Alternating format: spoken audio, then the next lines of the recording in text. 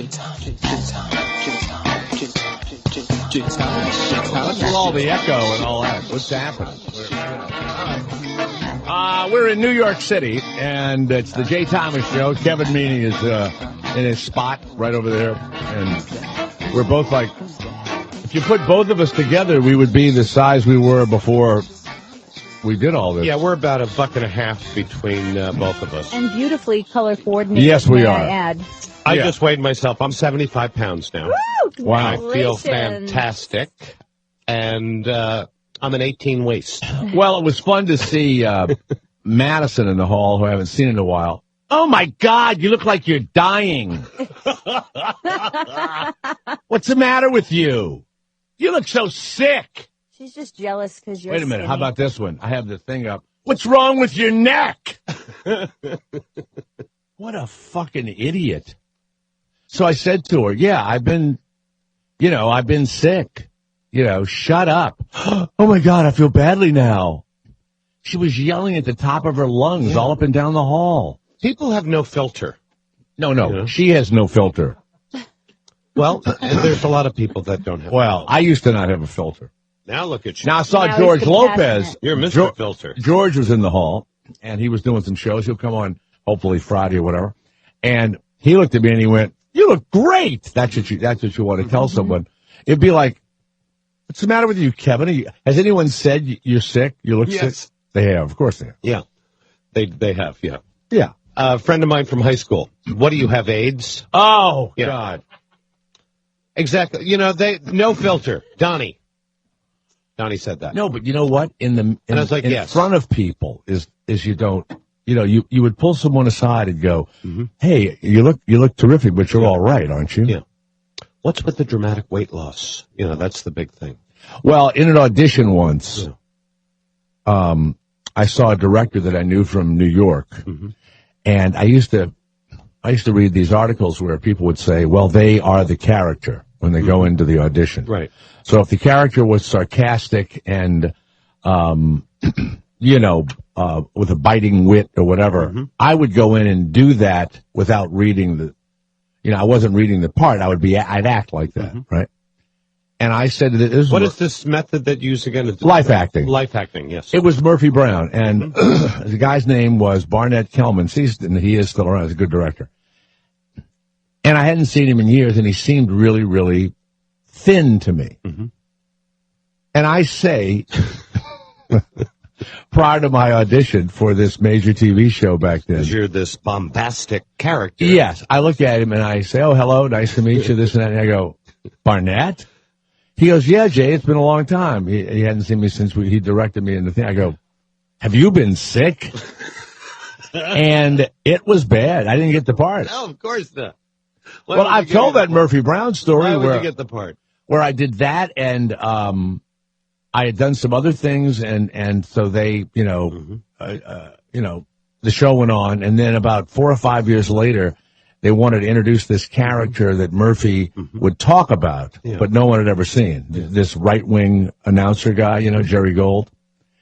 And they are all going, "God, the guy has to really be a convincing asshole. He can't be, we don't want a real asshole, but we want," and they would all go, "Well, hey, wait a minute. Remember when Jay Thomas came in and said Barnett looked sick?" Right. So they call the agent up, and I said, "Look, they must have forgotten what happened a few years ago." And she goes, "No, they want to read you. They want remember that. They want to have you come in to read for this sarcastic guy." So I go in, I keep my mouth shut. I hope you didn't tell the guy you look great. No, I kept my mouth shut. God, you look great. And I read, and they were really quiet, and they went, "What's the matter with you?" And I said, "There's nothing." "Well, act like you did before. That's why you're in here." And so I did, and I got the part. Oh, and you got the part.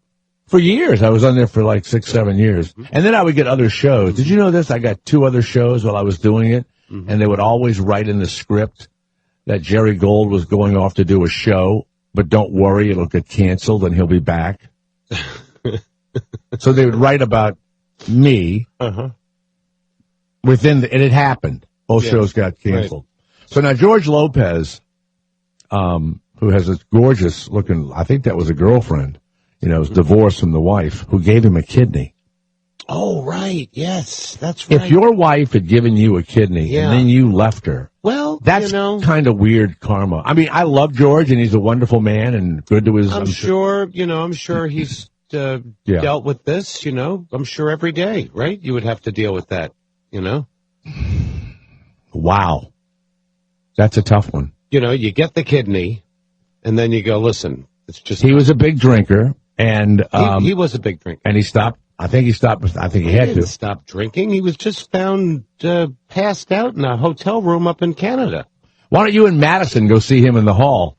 Hey, well, it was in the news. Hey, it was all over the news. Wait a minute. I don't recognize you, George. You're standing up. You're not in your own vomit in front of the Standard Hotel. Who brings up the liver? You did. No, the kidney. The kidney. I don't think you get a liver. You get a liver transplant? Well, you said he was a big drinker. Why can't you just go to the store and buy a liver? Why can't you sell one of your kidneys, if you wanted to? Well, in the United States, you cannot. And in most, but in India, you can. You can? And in Africa, you can. How much do they go for in India? They sell it to you for $15,000, but they take it for like $800. Yeah. Something like that. Now, here's the weird thing. The wife gives you the kidney. Right. I think the day that you tell her you want a divorce has got to be. I mean, you had a tough one too. How soon after the kidney exchange? It was like 2 years. Okay. 2 or 3 years. That's 2 years. It was a couple of years. That's a long time, 2 years. Did he tell her or did she tell him? He told her. Yes, she was also a bit of his manager, I think. Somewhat of his manager or something. So one night, when I had Jay Thomas and Friends or something at Caroline's, and we did a bunch of comedy, I came out, and George saw my picture in the front, and he and his wife were standing outside, but the show was over. He said, were you in there doing stand-up tonight? And I went, yeah, what are you doing? He said, oh, we're in town. We went to a play. We're having a drink. I wish I'd done. I said, well, I just did a one-night thing. So we walked from Caroline's, and we walked down Broadway, and we passed the Ed Sullivan Theater where it says the David Letterman Show. Right. So he and the wife were being fun, and we walked by, and I said, yeah, and I'm also, I'm doing Letterman this weekend or whatever it was, or Friday night or something. He goes, he's never had me on, ever.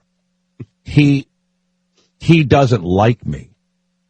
And the wife says to him, that's not true. It's something, blah, blah, blah, blah, blah. And then he goes, you know what? They exploded at each other in front of me. Yeah. And I'm about And they're Latin. No, she's not Latin. Oh, she's not. I'm about a block from my hotel. And as I walked away, they were still having that. No, I didn't. That's not what happened. Yeah. I was at the party, but that's not what. And she didn't ask for the kidney back right then. No. No, I don't think she'd done it yet with the kidney. I don't know. Let's go to, we don't know if these people are telling the truth or not. Johnny of Texas, you've called before. What are you'll do anything to get on the air. What bullshit story are you going to use now? Oh, my wife gave me a kidney, and I left her. She told me to suck my own dick, so I just took. All right, get rid of him. Get rid of him. God, you've got the best show. Yeah. I'm so glad my name's not He's on this hung show. up on Christina Wong's husband, ex-husband. Let me tell you something else. We get a lot of hate mail about a lot of people here. Kevin, Oh, I know. Christina. Oh boy, it's Here was the best one. Oh, God. Christina should stick a Stromboli in her mouth. Oh, my Shut her God. mouth up. But here's the Suck best one on I it got. like I sucked Yeah. the wind out of the room. And I'm not gonna. I don't know how you could put that up. I saw that. I'm sick No, by it. you put up the bad ones. Sometimes. Yeah. Oh, that's cool. Yeah. I got one today that said, Really? "I am sick of Christina It's fine. and her fake laugh." That's the thing that makes me so mad. I agree. It's Your the laugh only is good. It's the only thing that I don't like. I mean, I'll fake an orgasm all day long, but never a laugh, and that makes me very angry. And I'm with you. Thank you. Oh, you can How fake an dare orgasm. you. I'm Good with for you. Thank you. People accuse me of a fake laugh, but I don't. It's not a fake laugh. So But then the guy went on to say, and I know it's a fake laugh because the shit you say isn't that funny. So it was a double hatred. Yeah. But you weren't mentioned in today's emails. Oh, weird. Yes.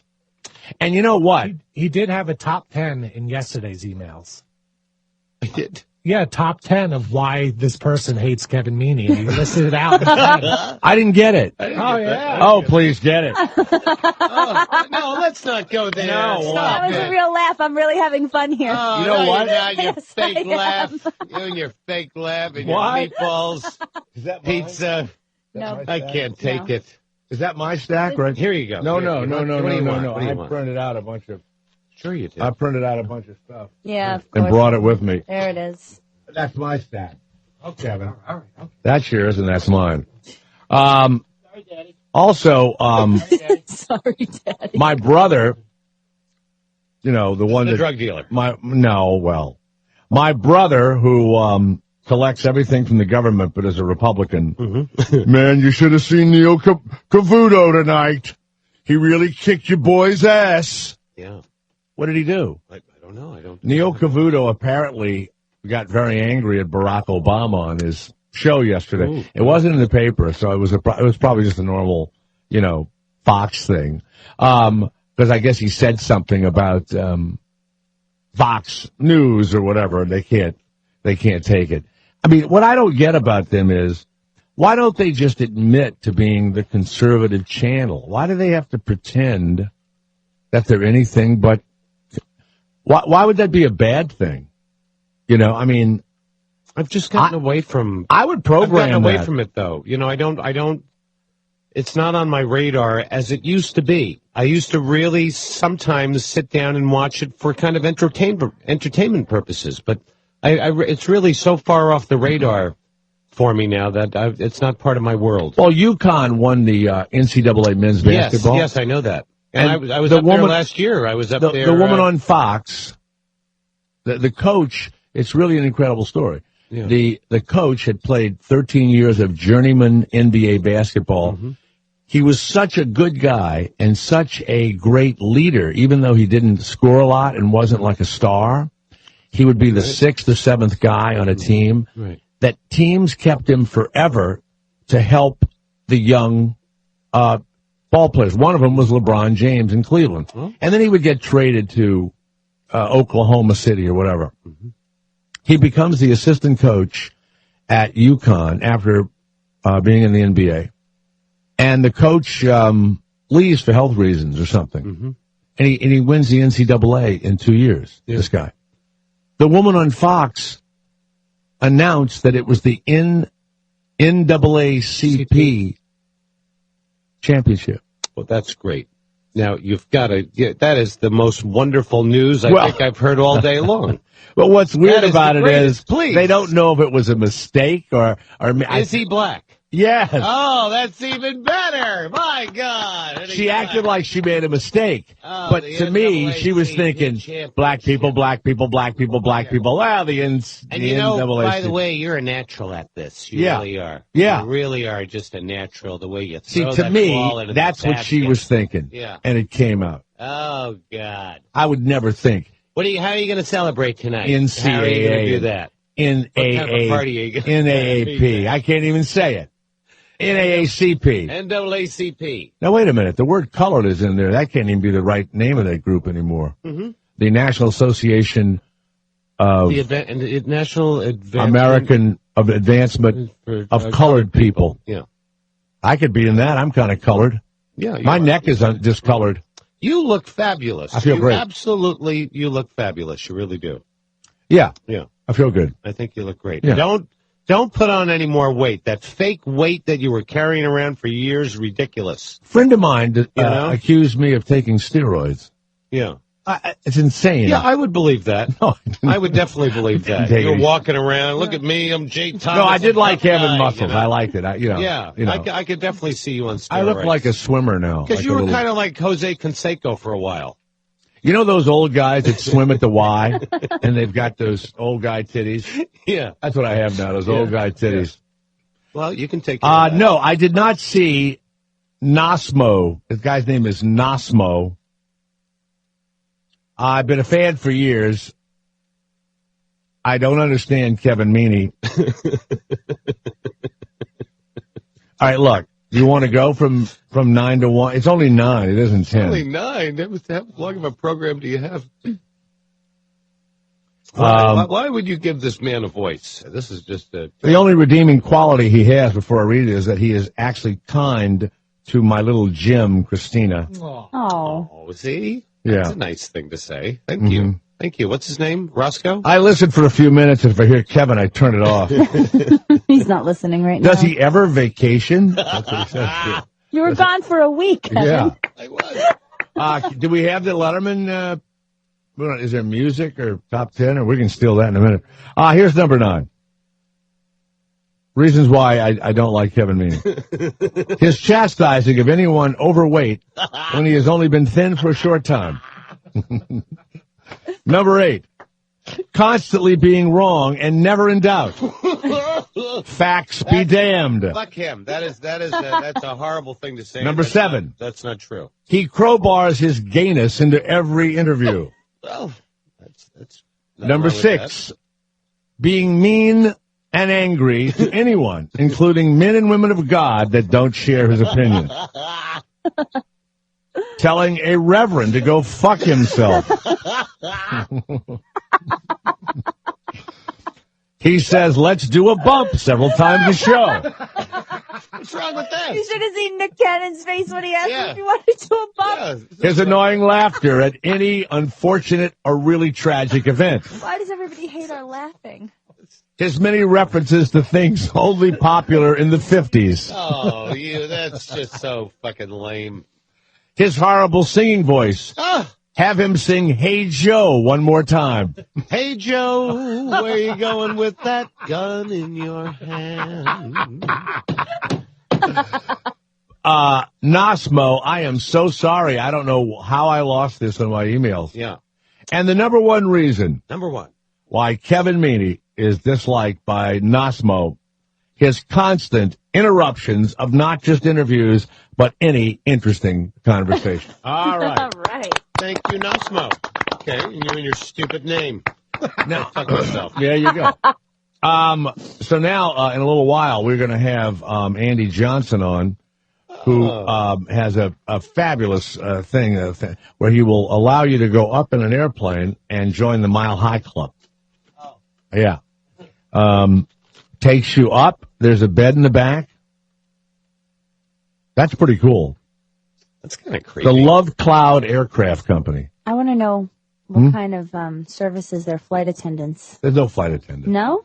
Somebody's got to be there for the lube. No, they don't. No, you you bring need your the own lube. You lube. bring like a little tray, You no? go to the little Tell you what, refrigerator and you get It looks like it's about $800 Boombox on? After I come, I'm going to be really sorry I spent $800. Yeah, then you just want to get down, right? You're like, land this Now, thing. I know this person is someone that I'm supposed to know or that you know or whatever. Who is Maria Oh my God, Menounos? you're so embarrassing. Who is it? Every time you do this, But it's who so is this embarrassing. person? Who is it? Maria Menounos is she's on Extra. She's the host on Extra. extra. And she's been on Dancing with the Stars. She's been in WrestleMania. She hosts everything and anything. And then her boyfriend Kevin, who is also he runs AfterBuzz Television, and they're huge Jay Thomas fans. And right now, Maria's got a new show called Chasing I Maria can't Menounos. wait to have her come on. Menounos. Menounos. And that's the boyfriend? Mm-hmm. How They've come been they on drag their before. boyfriends on with them at all? No. This is not that kind of a situation. What's that other He's not horrible-looking dragging- woman? Sadly, she's had cancer, and I'm glad she's okay. But she's really horrible-looking. But they say she's a model, and she's with a guy, and her name is Galliana or something, or Juliana Rancic. Oh, my God. I mean, she's really, truly unattractive. Yes. She is. Nobody ever really brings up her weight or anything. It's No, like- she had cancer. I know You that can't she bring had it up. cancer, but she was Did she thin lose weight? before. She was always thin. After the cancer, did she lose the weight? Yeah, well, she's just No, thin. she looks the same. But nobody ever brings I hope it up, Madison meets her in the hall they do sometime. for Oh, my you, God. For example. Oh, my God. Did you lose a baby and have cancer? You have AIDS? Huh? Let's go to JP, who's in Philadelphia. The show is live from the 36th floor of the building. And The building. and by the way, the new lobby, Middle- where is the middle-aged machine MC. that takes the pictures? It's gone. It's gone. But aren't you excited that you don't have to worry about your photo being up in the lobby anymore? I'm putting my 8x10 up there as soon as I leave. Oh, I sent out a couple of pictures, and people sent me back notes.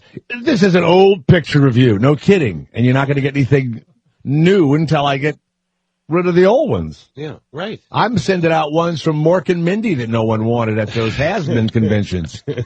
Sitting there at my little card table with a cigar box and nobody buying my pictures. Yeah. Boy, My God, Kevin, you really, I mean, I must look different too, but we both lost so much weight. It's weird. If we walked into a men's clothing store, they would jump all over us. May I help you, gentlemen? Yes. Mm-hmm. You know, I went to Armani Express or something one day Recently?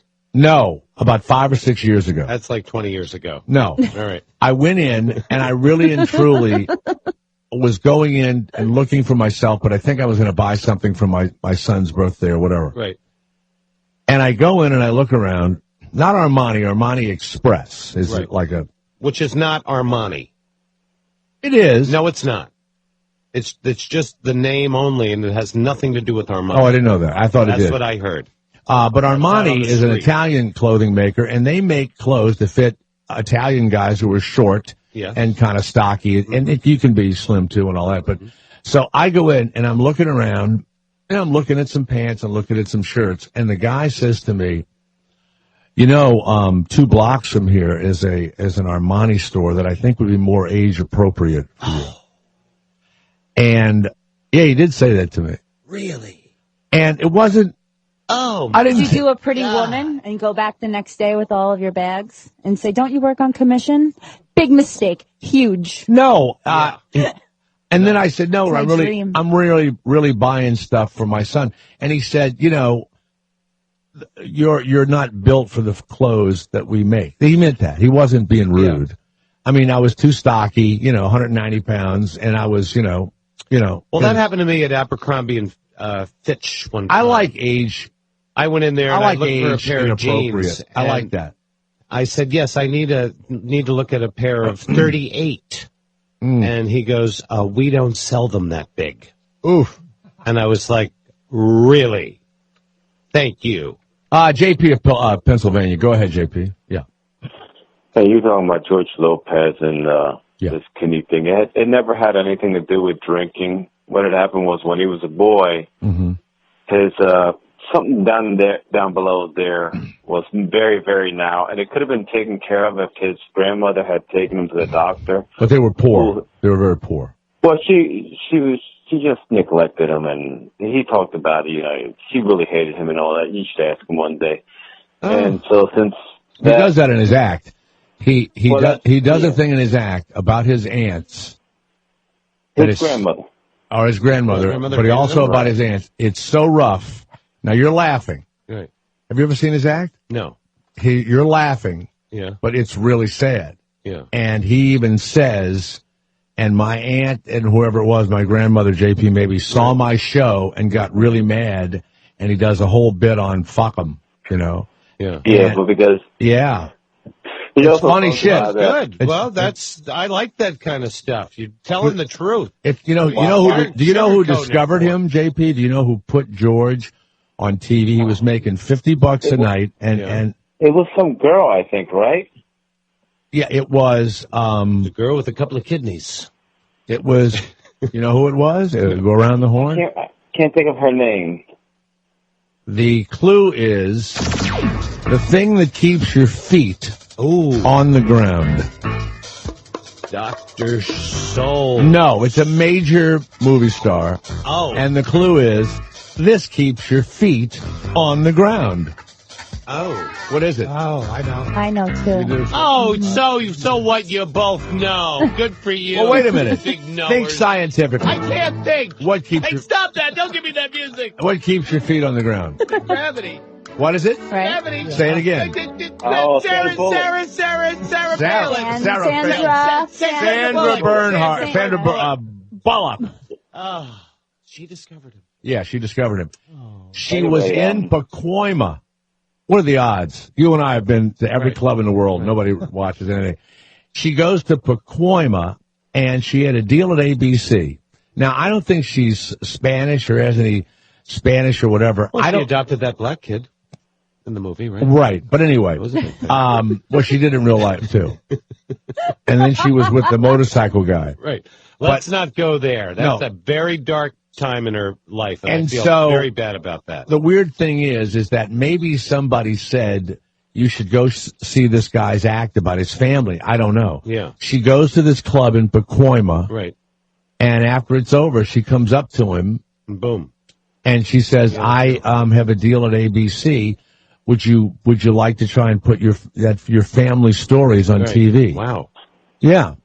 Now, I don't think that showed anything to do with his real family because Well, I'm sure it did. he never said to his mother in the show that she was a bitch and fucked his kidney up. That a very special George Lopez. Well, it was a biting show. I mean, it wasn't. It was? Yeah, it was He it said, was some. You know who produced it? Carsey Warner. I don't know. Frank Pace. Frank Pace. There you go. Buddy Frank. Unbelievable. JP, thanks. You opened a lot of doors for us. You Thank did, you. JP. well, I thought he'd be a good person that they would probably fill in a Jay Leno's shoes, really, because his show was awesome at night. You liked his talk show? Oh, my God, yeah. It was freaking... Yeah, but just then action-packed, and it was good. as soon as Conan came on, you knew Okay, he was send me a gone. signed You picture, would knew you? he was gone. Well, here's the deal. With Arsenio and with George Lopez, this is what they're hoping for. They're hoping that a large amount of black people watch Arsenio, a large amount of women watch Chelsea Handler, and a large amount of Hispanic people tune into George Lopez in such it doesn't have to be the biggest ratings, Right. but if they How much do you need to Watch just stay on the air? I mean, how much? you need You need on like, those at shows, least- like some of these on the shows are cable? getting, like Rachel Maddow. What is she getting? oh, nothing. 300,000. Yeah, that's nothing. That's But news. that must be enough to keep her employed. And all Do you those people realize employed. that against her, Fox has like 3 million? I know, but still, like you are surviving on 300,000 people watching you a night, and you've got a big contract. How about that? Not as big as well, it's big enough. O'Reilly. Not big as enough. big as Of O'Reilly. course not. O'Reilly's number one. Now, my friend, a friend of mine is over at Al Jazeera America. Yeah. 13,000 viewers a day. God, I could do that. Jay, could why give you- can't I you could- book They him want. on Hey, your by the show, way, Jay? they're after me over there. They're after you? They want me badly. Why couldn't you book him on your show, Jay? I will. Okay, JP. See you later. Go lie down or whatever the hell you're doing. I am lying down. I knew you're lying down. I can tell you by your voice. All right, let's go to Mike of Flagstaff, Arizona. Yes, Mike, go ahead. Hey, Jay, I just want to say, even at 150, at 5'8", you're overweight. Bullshit. You're an asshole. You ought to be 142. He has I'm not gonna an be ounce of 142. fat on his body. No, I agree. That's on the low end. So on the low end, it's like 142. You're If I absolutely weighed right. 142, Madison would have put me You in a could do body bag in the hall. You could do it.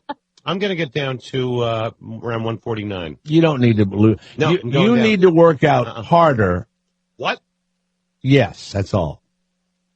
You need to You ought step to it get up. your fat measured. You probably have 25% fat body fat. No, I I had don't- 20% body fat before. I have 5% body fat now. Yeah. All right? Mike of fucking Yeah. Flagstaff. Fucking I still like your Flagstaff, show. Mike. All right, thank you very much. By the way, when I flew in from New Orleans, the plane was packed with people coming home because WrestleMania was Sunday, and then the regular wrestling was held from the Smoothie King Auditorium. They have Smoothie King here? No. No. Yeah? Smoothie King? Yeah, it's like a Blenders or a whatever. It's a, Like a Jamba Juice. sort of, but it's more fattening. They have dairy? Yeah, they do. Well, Well, I'll tell you what. And I said I wasn't going to say anything about the WWE fans. There's no matter what size they were, no matter what age they were, there's something a little wrong with every one of them. They were all off. Either they were off physically.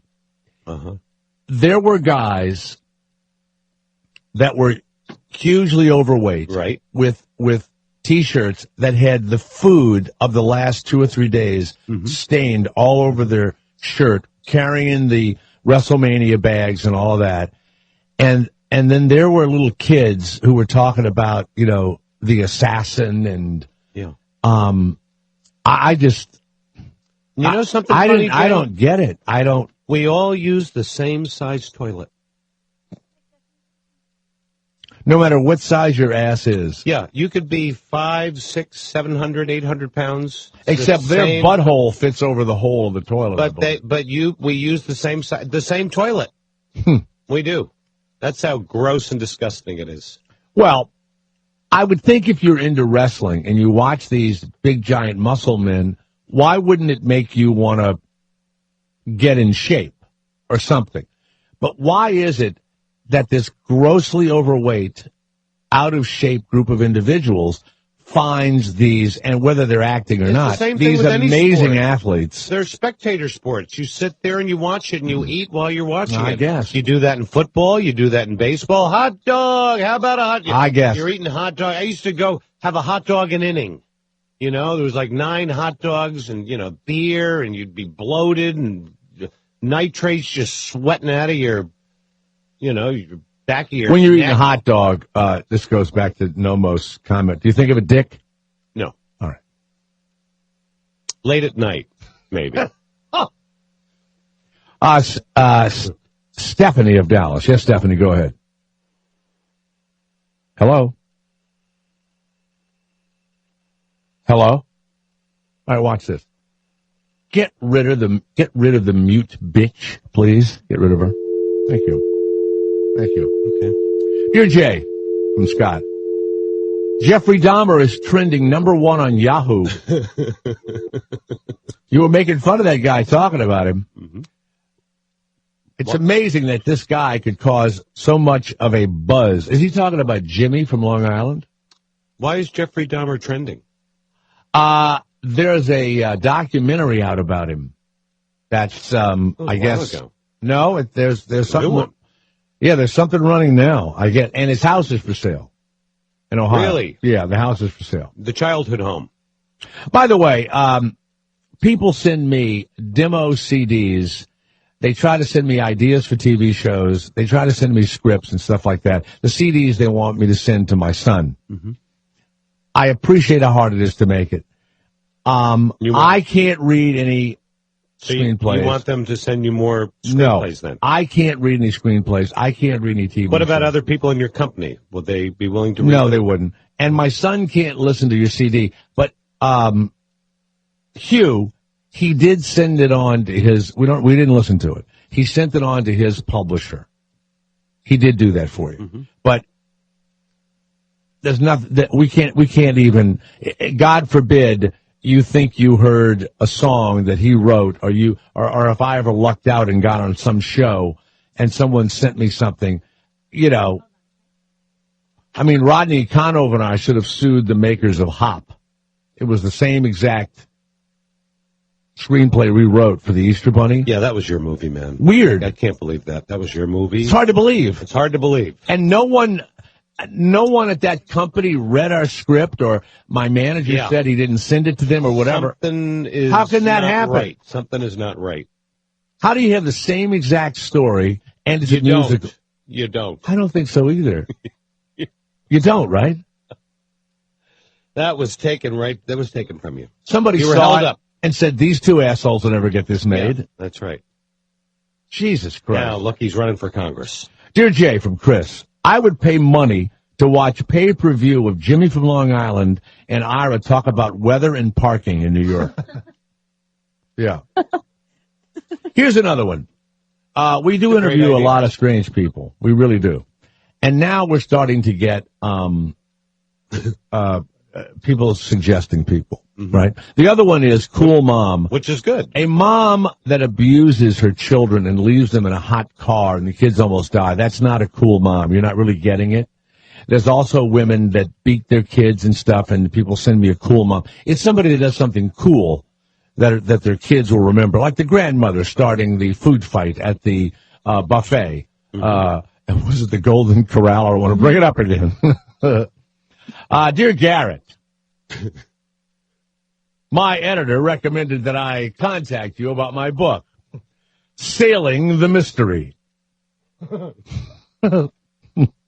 An account of one turbulent year of adventure, romance, and my own spiritual awakening, Garrett.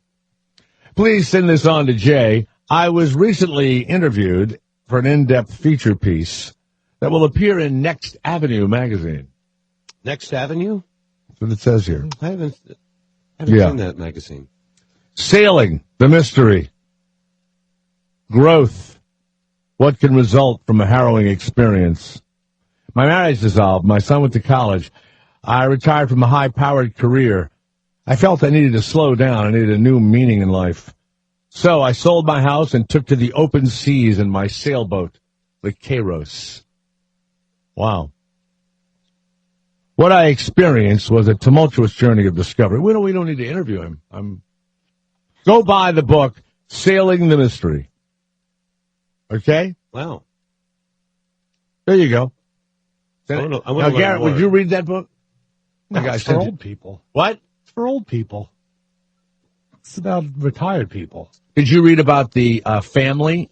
The husband and wife took the two children, 1 and 3. Right. They took off from Mexico. Their family told them not to do it. They were going to sail from Mexico, basically San Diego, to New Zealand. It was going to take months. 900 miles off the coast, they lose steering, and they all almost die. The mother had been sending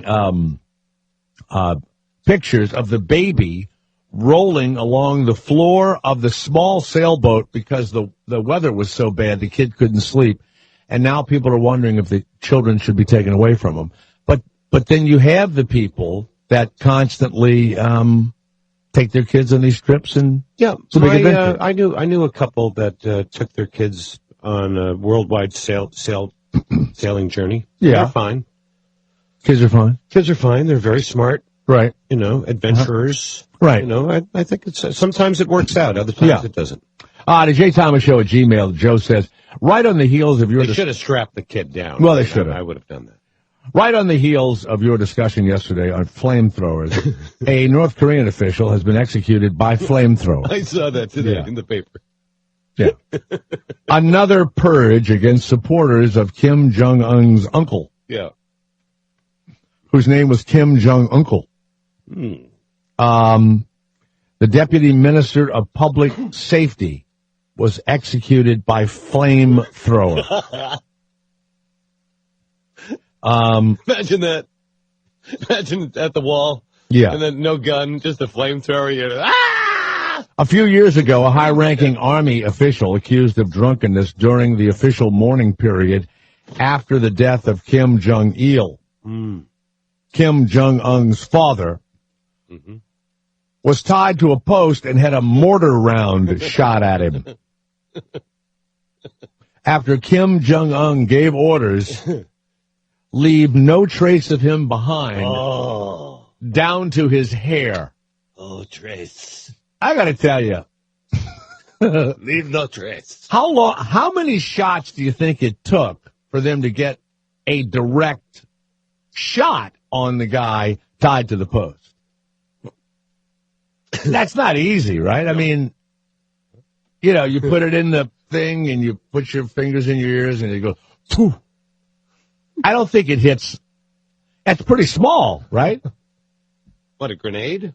No, the mortar hitting the guy tied to the post to blow him up completely. What's a mortar?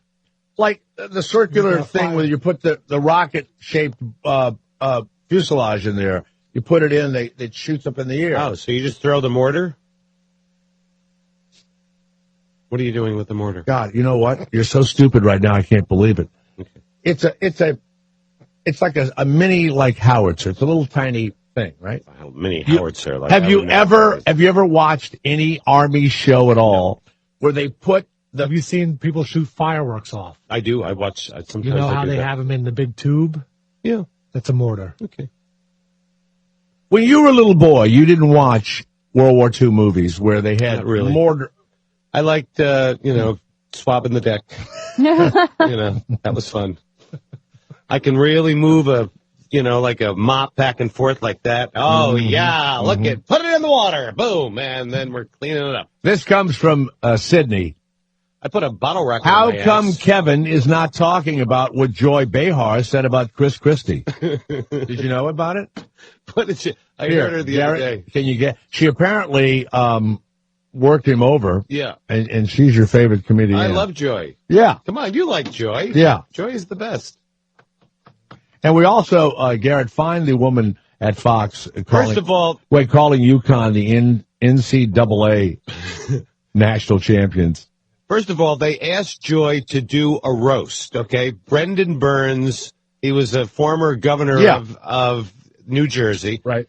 His wife or somebody suggests that they do a roast.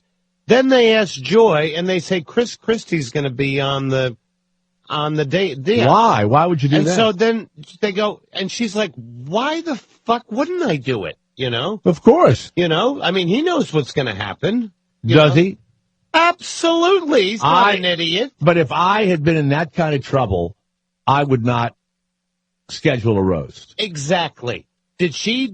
No. Did she schedule it? No. No, she did not. Paid gig? What is her job to Paid do? gig? Maybe All right. it was. All right, let's listen to Joy Behar. She is a genius. Here we go. I wanted to thank Governor Christie for holding this event. It was very brave of him. I mean, he's had a few tough, right? Some tough weeks. Don't look at me like that. You're scaring me. First the Velveeta shortage, and now the bridge thing. I mean, The Velveeta shortage. and you know, when I first heard that he was accused of blocking off 3 lanes on the bridge, I said, "What the hell is he doing? Standing in the middle of the bridge?" Oh, my God. He's not laughing. I'm killing him. But you know, you have to have your eye on the White House. It used to be the House of Pancakes, so you're and I don't know. I mean, yeah. What did he do? What did he do? What did he do to her?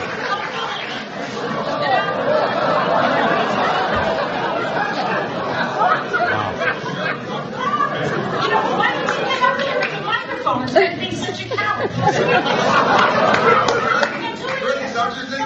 At least I don't get paid for this. But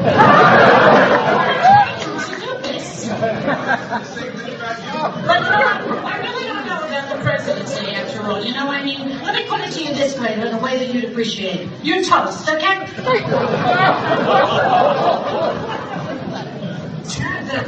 sushi. Not that I care. I don't give a shit. Wait a minute. It's hard to hear, but I think for all of you listening, He's a bully. He really is a bully. Wait a minute. If you can watch him. they are not on the same platform together. Her elbow and his elbow are next to each other.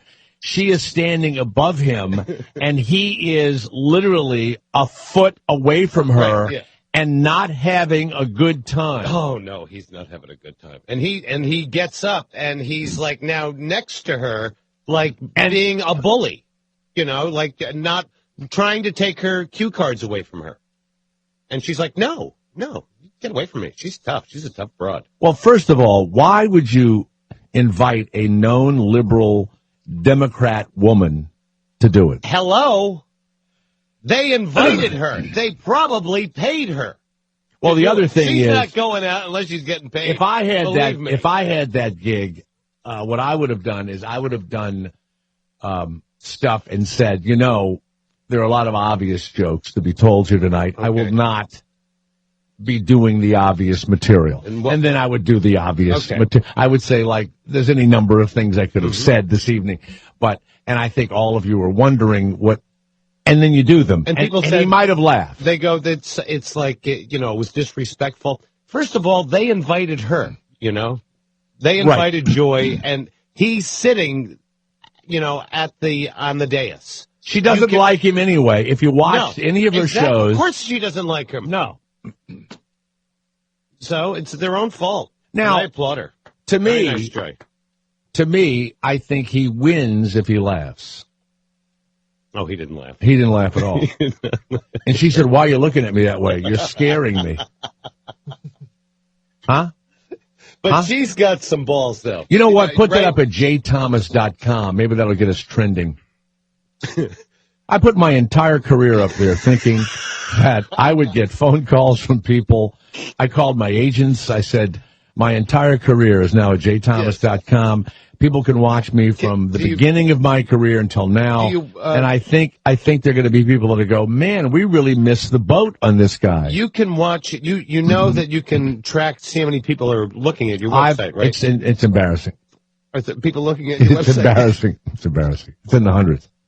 But that's worldwide. On my own website, I'm trending 10th. Mm-hmm. It's my own website. Mm-hmm. I'm not even in the top thing. Mm-hmm. But I really thought that people would start going, wow, look at what I've found out about this guy. Wow. By the way, Stephanie, who we lost the signal earlier, is back. Yes, Stephanie, dear. Go ahead. Oh, come on. God damn it, Garrett. You didn't do anything. You little bastard. You did, too.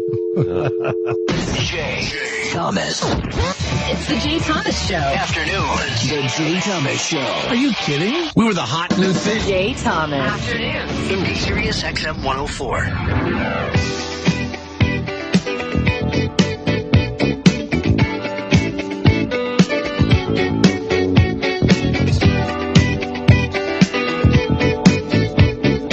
I don't know where this town is. Walhalla.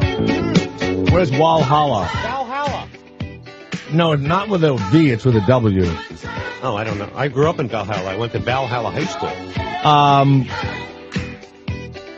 The assistant principal saw a fat little girl with her fat mother at a Walmart and South Carolina. And tweeted, "Honey Boo Boo at Walmart." Okay. Well, they do that, you know. They demanded that he resign. In fact, he has resigned. Who resigned? The assistant principal. Oh, because he tweeted that out. With a picture, showed this little, fat little girl with her mother's boobs are bigger than the child's head, and the mother's behind her, and he took some little photo of her. But that's a big thing on the internet, like people at Walmart, right, Garrett? What is it called? I think people at Walmart. Charles. Yeah. And people take pictures of weird-looking people at Walmart all the time. Charles Fowler has resigned after he was accused of cyberbullying a 6-year-old girl. Yeah. That is really weird. Well, I guess you could call that cyberbullying, yeah. He posted a picture of a little girl on his private Facebook with the weight-related caption, "Honey Boo Boo at Walmart." Mm-hmm. That, Yeah, you can't go after kids. Now, here's one of the comments. "Excuse us, but Honey Boo Boo is a darling child. How else would she have captured America's attention?" That's one comment. Another one is, "Really? Christina wrote that." He didn't mean it as a compliment." I mean, come on. Yeah. A petition for Fowler's dismissal was signed by hundreds of people, including his own son. Oh, my God. What's wrong? His own son. You imagine if Kate signed a petition to have you removed from the school? She would. You know whose son and father hated each other? And his dad was one of the fathers of our nation. And the son, in fact, they didn't speak, and even I think he went to his grave. Benjamin Franklin. I didn't think he had kids. He did. He had a wife that an air bath every day.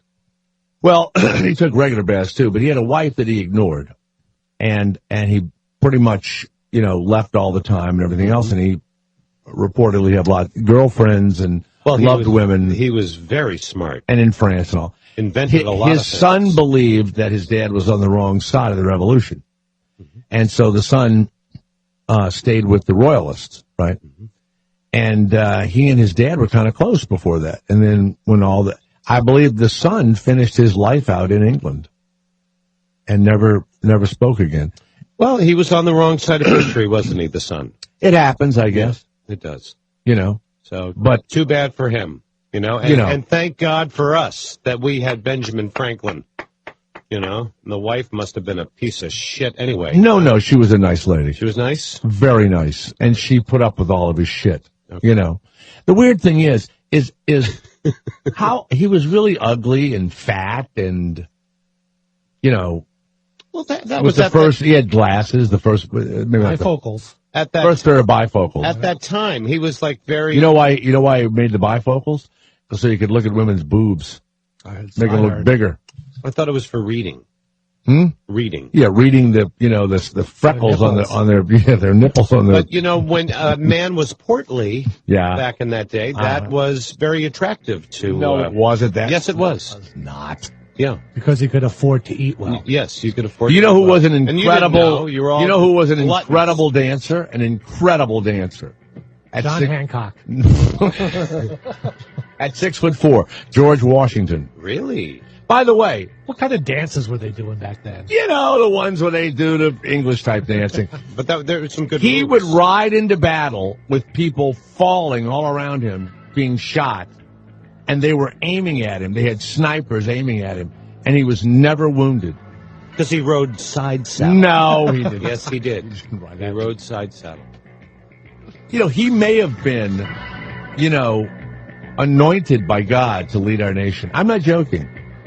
He was. He could have stayed on as the president as long as... Yes, but he said he didn't want to be king. He said no. That's like me.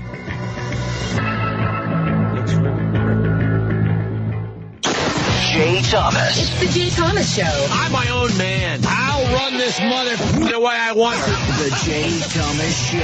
Afternoons. The Jay Thomas Show. On Indy. Sirius XM 104. Got a chance, say got money. If I got a check, no, it sounds like a dream. It's as real as it gets. When the mind club, get that true spots wet. Can you imagine if we had guests on here, and depending on who they were, we wouldn't have certain guests in our main studio. We would go to a lesser studio to show people that this wasn't. Do you know that when the Dalai Lama came to the White House, you know that Barack Obama did not meet him in the Oval Office? He met him in the map room. Okay. To show China that he wasn't giving him full honors or what. What fucking difference does it make? He met him in the map room, not the bathroom. Clinton met some people in the bathroom. I bet he did. Yeah. Why did you come in here, honey? It's so come weird, here, man. You know, what's that lipstick on the mirror? I'm reading these diplomatic things going, well, China can't say anything now. Yeah. Met him in the fucking map room. It's like our next guest, Andy Johnson. Suppose I said, because you want people to screw each other at a mile up in the air, I'm going to meet you like in a hallway or something, not in the main studio, Andy. Okay. Yeah, you sound excited. Andy, owner of Love Cloud, the plane that lets you fulfill your mile-high fantasy right there in Las Vegas. I love this. Congratulations. Yeah. Excellent. How you doing? Good. Christina, who works here, asked if there is a stewardess. No, there's not a stewardess, no. It's just you in the cockpit, right? Well, it's not me. I run the business. We have commercial pilots that fly for us, and there is a barrier there. It's a soundproof curtain barrier. Is it kind of like a dental dam? I would say it's a little bit bigger than a dental dam. And of course the pilot has noise canceling headsets, so you have that privacy plus the 2 engines. You kind of have that white noise there, but we also have a JBLS Pulse light system, so you can create your own playlist of songs that you've had from years back, and you can create your own playlist and have that going on, so you can create your own ambience. So you have quite a bit of privacy, and it's definitely much bigger of a barrier than a dental dam. I get scared when I hear that word. Now, let's say you rented it to a man, let's just pick a name, Darren Sharper, the former safety for the Saints, who gave women Ambien and then made love to him. You would never let a guy carry an unconscious woman onto the plane, would you? Gosh. Yeah. No. We actually have a disclaimer that you have to sign that says, no drugs, no alcohol, no prostitution. You have to be over 18 years of age. Oh, wow. Very good. Very responsible. Did you say no alcohol? Well, it is one of those things that if you provide your own alcohol, and you have it actually in a container where it doesn't spill all over the aircraft, that we're okay. And again, you have to be 21 years of age. But we provide in our romantic package courtesy bottle of champagne. But that's mainly for the limo to and from the airport from wherever you're staying. But it is. What about a bump? Can you do a bump on board? No bump on board. Sorry. Well, no, wait a minute. That sucks. If I sneak it in that little pocket in my pants, you wouldn't know it. I wouldn't know it. No, I wouldn't know it. Obviously, we're not doing a full cavity search. You don't have a drug sniffing dog that's gonna. What do they do? That Asian thing called? Concho. Concho. No, they don't do that. Any concho? No. Andy none of Johnson that. is here to promote an incredible love-making idea. Beautiful. LoveCloudVegas.com. What about gay? Can you go gay? Yeah, absolutely. Yeah, for anybody. We don't discriminate, of course. I mean, we want people, again, the biggest thing is to really just get the point across that this is romantic. I mean, you guys know that the divorce rate's like 70% in this country. And if I'm have the ability to create that moment, that spark again in a relationship or what have you, then that's one of the best things that I feel that I can do, giving towards the community in a small little weird way. But what's interesting? 90% of my customers are females. Well, no way I'm going to drop anywhere from $800 to $1,299 on my wife, okay? So if you ever see me there, make sure there's no papers that need to be signed with legal names. Okay. The silver package, the Mile High VIP membership is $800, but you add to that for a couple $100 the roses, the chocolates, the bottle of champagne. Like the golden package is 1 hour for about $1,000, and the 1.5 hour flight is $1,300. And does that come with a stall? No, it's a bed. No, I know. I mean a stall while you're flying, and then stall the plane. The plane will stall, stall the plane, and yes. you can get weightless for a little while. Wow. No, so you're Kevin, you freak monster. All right, I'm just throwing it out there. That would be you're gonna die, and you're also Andy, let's say I tell the pilot. I really hope the FAA are not listening. No. To the show right now. No, wait a minute. No, there's no FAA listening. FCC. Now wait a minute. Now. I'm in the back there, and I tell the pilot, I want you to hear what's going on. Yeah. And right when I'm about to, release myself, I say to him, now, and he puts it into a steep dive. That's it. That's it. As I'm coming, Andy, a steep dive as I'm coming. You know what? There really isn't any FAA regulations against that, so I'm sure, if you tip the guy, he might, one of our pilots might do that for you specifically. I would love it. That's good. Again, we're here to make fantasies come true, so if that's your fantasy, well, maybe we can help you there. Some of the listeners are saying that part of the fun of Mile High is the risk of getting caught. Yeah. So do you provide any services where there's a chance that, I don't know, somebody can walk into your cabin, or there's any kind of that risky... would be cool. Like the maid. Yeah, something. Wait a minute. I got a great idea. You're in Vegas. You ought to have a midget just pop out of the mini fridge. Just have a midget come out right when the guy's working. That's it. This God. midget comes out. And he's coffee, juice, soda. Dressed like Peter Dinklage in Game of Thrones. Just runs back into the... then goes into where the pilot is. He's just in there for a second. Who was that? Nobody. Yeah. You can put him next to the pilot. There's tons of midgets here. I actually went to Beatrice House, and there's midgets swinging from the ceiling.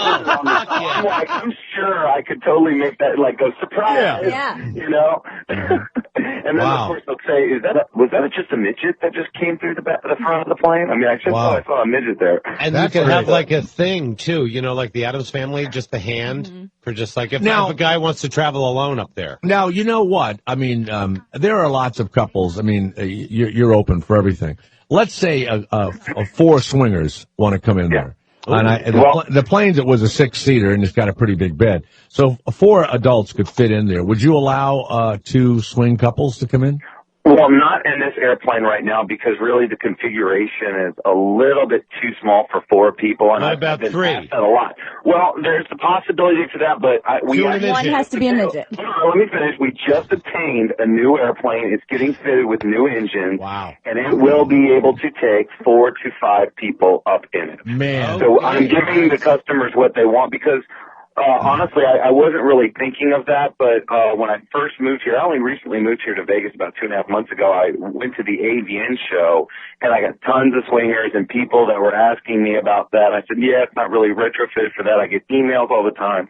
So again, yes, I'm giving the customers what they want, and I think that would be really cool. And what we're going to do as well is this airplane's already equipped with the 135 charter certificate. So if people want to charter to LA, to San Diego, to Reno for the night, or whatever, they can as well do that. So you can split the cost. You could have fun going to LA, partying for the night, then hopping in the plane, having some fun on the way back home.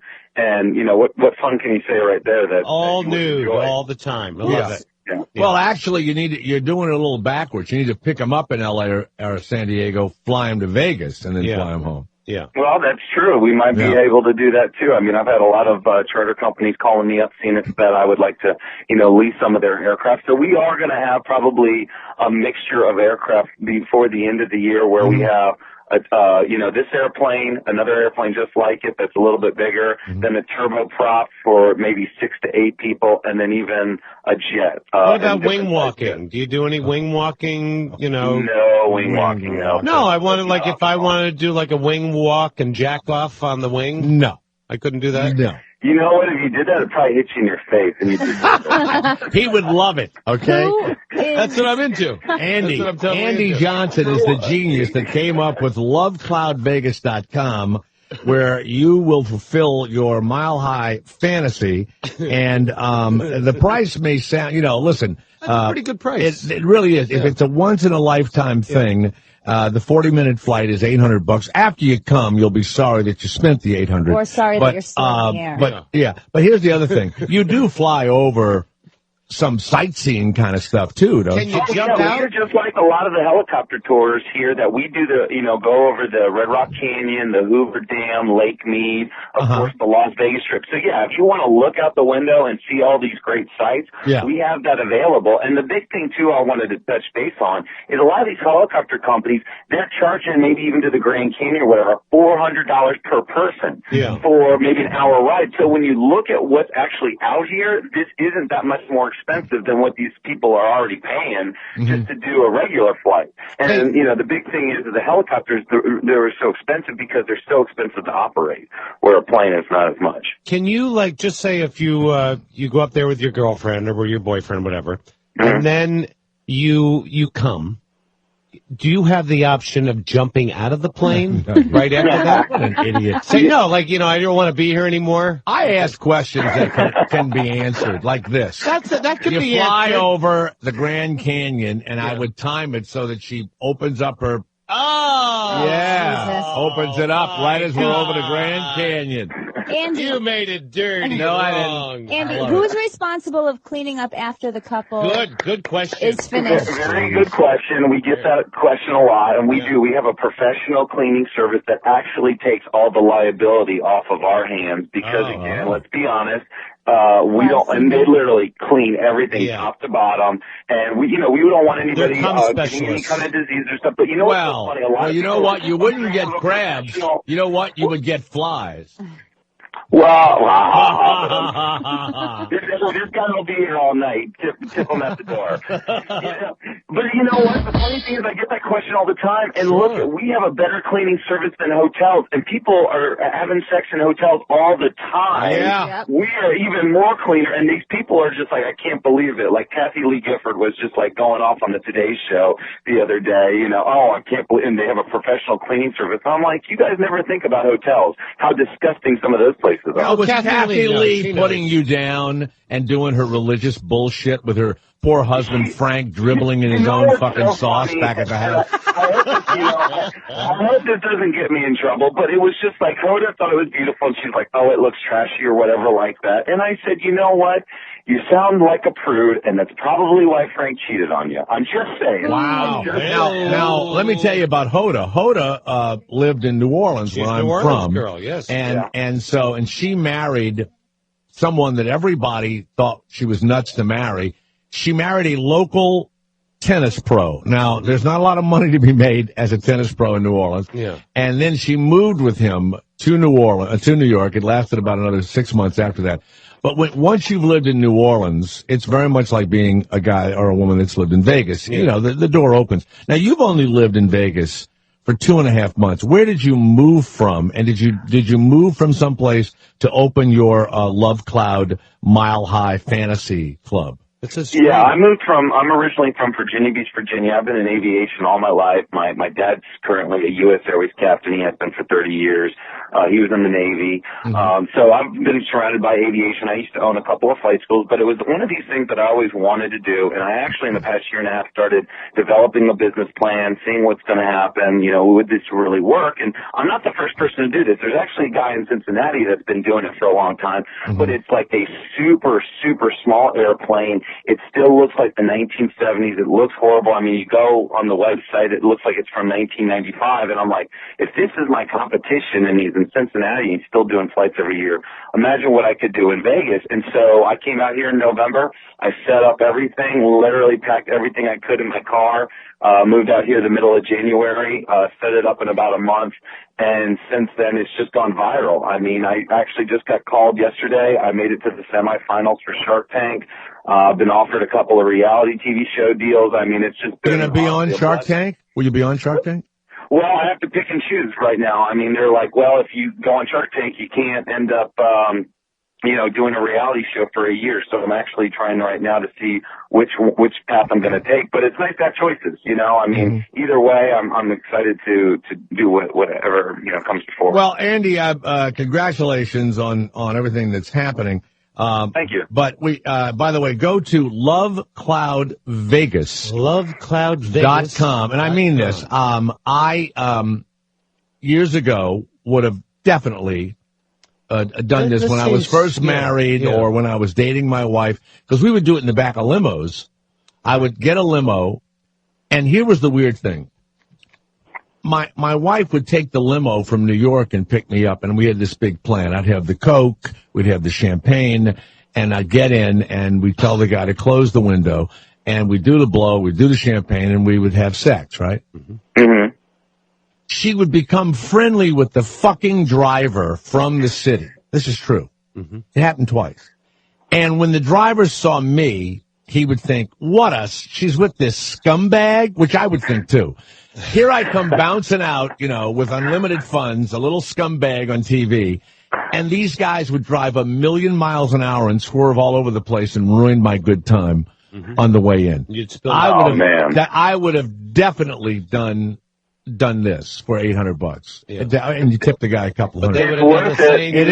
It is fun. It'll be fun. It's worth it. You get a Mile High VIP card, so it's like a business card you can stick in your wallet, like a membership card from the gym or what have you. Yeah. Pop it out. You show your friends, and then eventually, what we're going to do is almost like a rewards program for people that keep coming back, and we give them discounts, and we do, we give them a kit. It's like a little satin bag, which has got condoms, lubricant, maybe a little vibrator. There are different things. We just, we want to make sure our customers get what they want. I mean, I'm very customer service oriented. Christina, look at this. Not you personally, but a woman. You would get on your knees and you'd look out of the window. Yeah. And the guy would be behind you as you flew over the Red Rock Canyon. Man, oh man, oh man. Now, who's the pilot of this thing? I have Dudley Do Right. Three commercial pilots. This is your pilot. We're going to be turning off the transponders, and we're going to be bringing this baby up to around 35,000. I find it hard not to get turned on if you know people are having sex in their back behind you. Hard. If you heard people having sex next door, you don't get He's turned got on. noise canceling. Hold on one second. Hold on a minute. Andy, the question on the table is, Garrett's afraid that the pilot will get turned on and not be able to operate the plane properly. I bet the pilot jacks You up know what? before. The pilot's doing his job. He's getting paid. And he really doesn't care. He's just doing a discovery flight, which is what normally people do if they want to charter an air tour. And we do regular air tours. We actually put the seats back in there, and we take maybe like 2 couples or a group of people up. I mean, we do a lot of different things here. I mean, this is kind of our main thing. But, you know, it's just like another day for somebody that's, you know, these pilots, unfortunately, I'm, you know, again, I grew up in the aviation industry. I was going to be a commercial pilot, but, you know, it's just not the same anymore. And you're a glorified bus driver, unfortunately. Wait a minute. Some 20-year-old Kate Upton lookalike comes on with her boyfriend. Yeah. You know they're banging 8 inches away from you. Yeah. You're going to try to find a way. No, you're not. That's hard right now. Automatic pilot, Garrett. I'm with you. Not, you know what?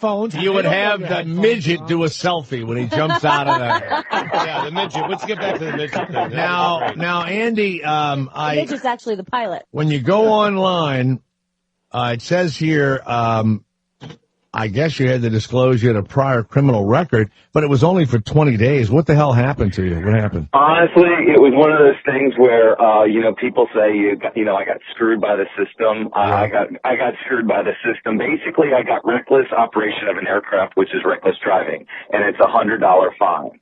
Well, I ended up finding after I sold my business that my financial officer failed to pay federal and state employment taxes for 2 years, which equated to thousands of dollars. So I had to file for corporate bankruptcy. This was when I was 29 years old. I started when I was 24. You know, somebody I thought I trusted my money with. Obviously, you know, I was wrong, and it's still my fault. I take responsibility for everything. I should have been looking behind her, but what happened was, you know, it ended up being a juicy story, and the journalist, the local paper guy, you know, said, oh, you know, he gets reckless flying. He, you know, just filed bankruptcy. This will be a great story. So after it got published, my lawyer's like, don't worry about it. Don't talk to him. You know, it'll be this small little blurb in the paper. You know, I'm on the front page of the paper. My mom has to see me. It's like, what? And it's this, you know, crazy story. It's just juicy. I'm plummeting from the sky, which is not true. And they come back and they say, we got to make an example of you. You're going to jail for 20 days. Wow. So I'm like with drug dealers, you know, thieves, pedophiles, rapists, and I'm in there for basically reckless driving of a, you know. Now, did you buzz somebody? Is that what it is? Did you buzz somebody's home or something? No. Actually, I was actually in the seat with one of my flight instructors, and he almost killed us on landing. He came in way too fast, and I had to grab the stick. He just, he came in too fast, he bounced, and instead of going around or just letting the airspeed bleed off, he just dipped the nose down. Like, it was like the stupidest thing. No pilot, especially an instructor, does it. I don't know what he did. He freaked or whatever. I had to grab the stick with my wrist, not even my hands. I didn't have time. I sucked it back in my stomach. We hit hard. Luckily, the prop just bent a couple of inches, and I said, look, you gotta, call the feds and tell them you had a prop strike. And, he, basically blamed the whole thing. He says, well, I'm 64 years old. I don't have much of my life to live. I'm like, I'm 29, man. And so it was a he said, she said thing, and he said it was my fault. I said, look, he's the one flying the plane. He's the instructor. See, wait a minute. If you're learning how to fly, they don't give you any slack. Every now and again, people bounce, crash a little bit, everything, No.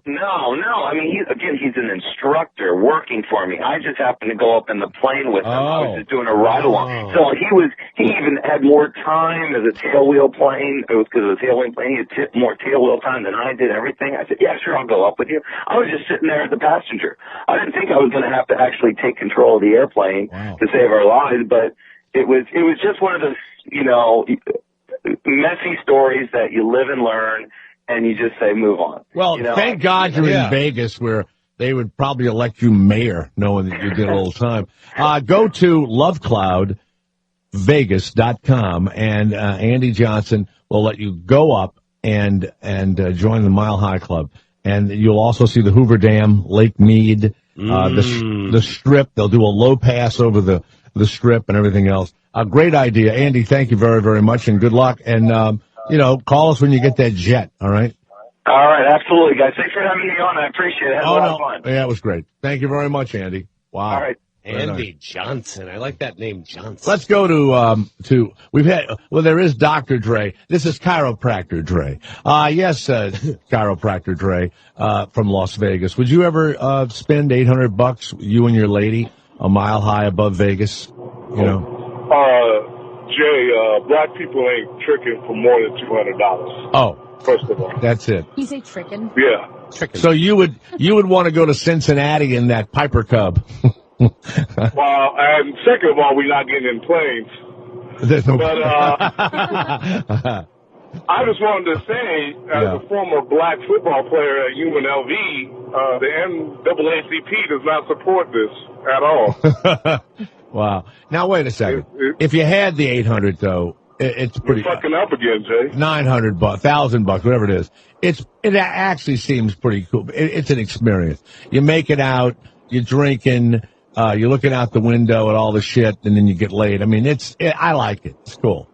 Cool idea. I don't know, man. I don't know. I mean, fucking doing drugs. Yeah. And drinking on the ground is just as much fun to me. So, really? I wonder if you're a big guy. I wonder if you could bang so hard the guy in the front would, Garrett, this would be bad. The guy in the pilot would know you were banging. He knows. No, he knows you're banging. Yeah. But you're making your own turbulence. What's that old saying? Don't come a knocking when the trailer is rocking or whatever it is. I fucked the pilot's wife, and then he could film it. Remember how we talked about that last time? You would fuck the pilot's wife, and he would film you fucking his wife. Exactly. There you go. And we put that shit on the internet. Oh, absolutely. You would let him prep the bowl? What was that? You would let him prep the bowl? No, we wouldn't actually be in a plane. It would be a set. Yeah. Yeah. All right.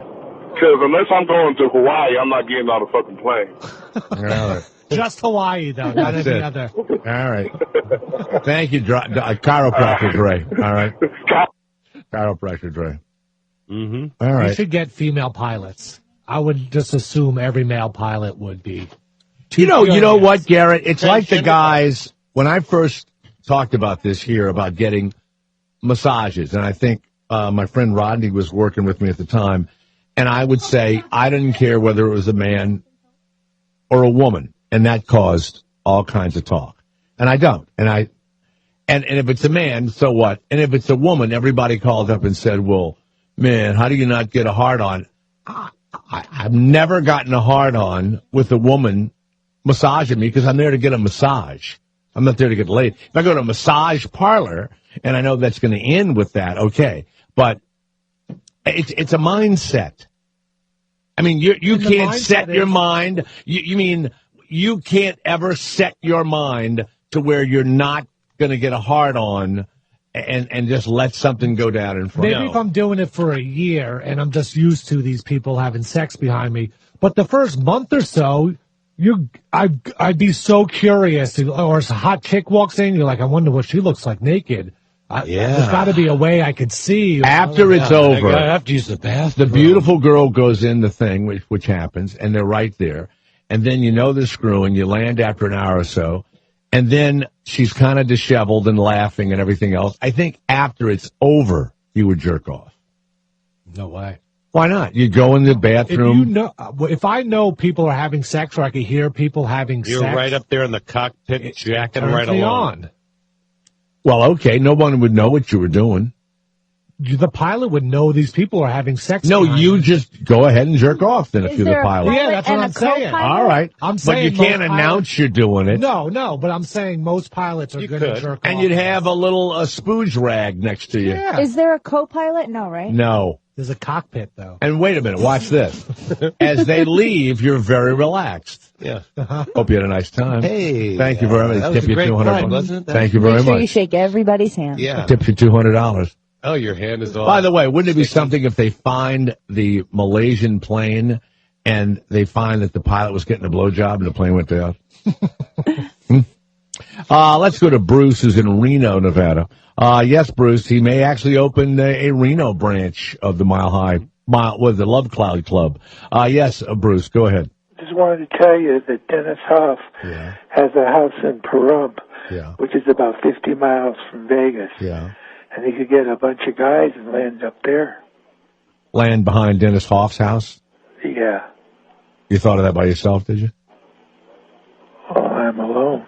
I know. Well, thank you. You know what I love about you, Bruce? You thought of something and you shared it. Thank you so much. And remember, you can do that on VoiceBox. I appreciate you so much. Thank you, Bruce.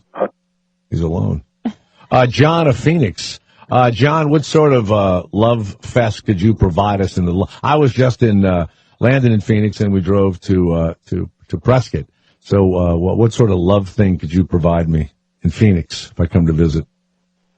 Well, I could let you bang in the back of my truck right here in the sleeper for like, I don't know, say about $100 a quarter.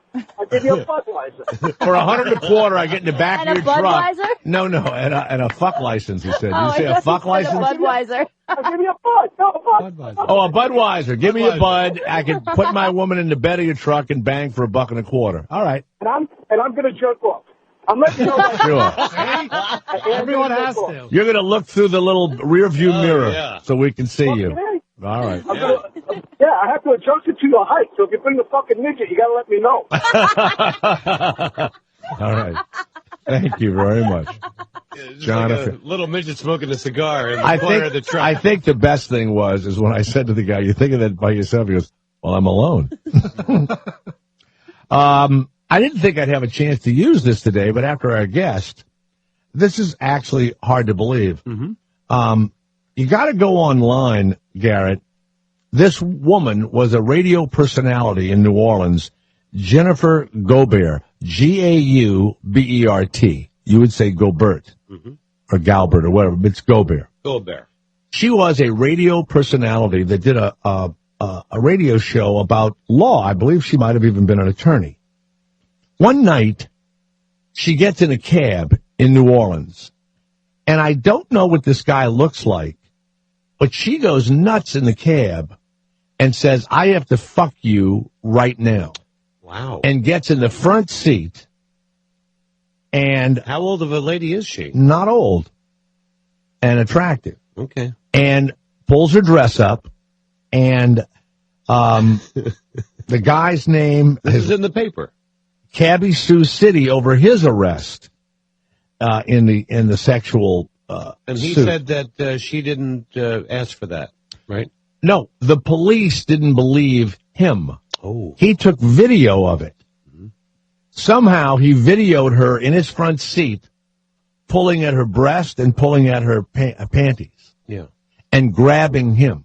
I don't know how he videoed it. Well, he's a master. But then she claims that he tried to get money from her, not to. Well, he wanted to get the fare. No, he wanted $1,000 to make. He accused her of battery. Right? Believe it or not, there is actually video of it, and it says the cell phone video submitted to the court record captures Ms. Gaubert in the front seat of the cab, touching her undergarments while wheedling Mr. Farrell, to engage with her. She reaches over to his lap, and the cabbie just stares straight ahead. He says, no, I have to go. 2 seconds, she pleads, holding up a pair of fingers. Oh. Are you serious? No, I have to go, he says. She insists, baby, it's okay. It's okay. I love my girlfriend, he responds. Well, that's good. I love my boyfriend. Can you just chill out for 2 seconds? You're hot. You're a very hot guy, and I'm a girl. It happens. No, I'm a faithful man. My God. Good for him. Wow. And then the New Orleans police put him in jail for 27 hours. But he did nothing wrong. Oh, my God, he's ugly as shit. Kind of hot, hot? Who's the guy, the Cake Boss? He looks a little bit like the Cake Boss. If they drew a face on your formal double chin, that's what he looks like to me. What does she look like? He looks like the Cake Boss. What? She's hot, right? Yeah. She's good looking. Yeah, absolutely. Which one? This one? Yeah. Oh, my God. No, she's been on radio. Now, she's no longer on the radio there. Isn't that unbelievable? He's not hot at all. She's off the air. Can you imagine, though? Mm-hmm. Now, he didn't want to do anything with her. You know, she was probably drunk, I guess. But probably on Molly. That's pretty wild. Yeah. She just wanted to go down Yeah, on but it. that's that drug, that ecstasy drug. You just want to start touching and rubbing and, you know. You don't sex. care?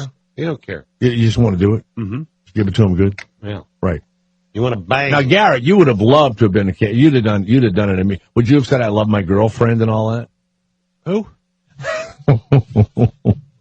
First of all, he immediately turns on his cell phone and immediately begins to video it. He's a genius. Good for him. And he's got all that, right? What By would the we- way, where would we be without the Zapruder film? All right. Republican Vance McAllister he won his election from Louisiana to become the United States representative. It was unbelievable that he'd won. Mm-hmm. He ran on the Tea Party thing, and he wanted to bring God and family values back to values. Yeah, back to Congress, right?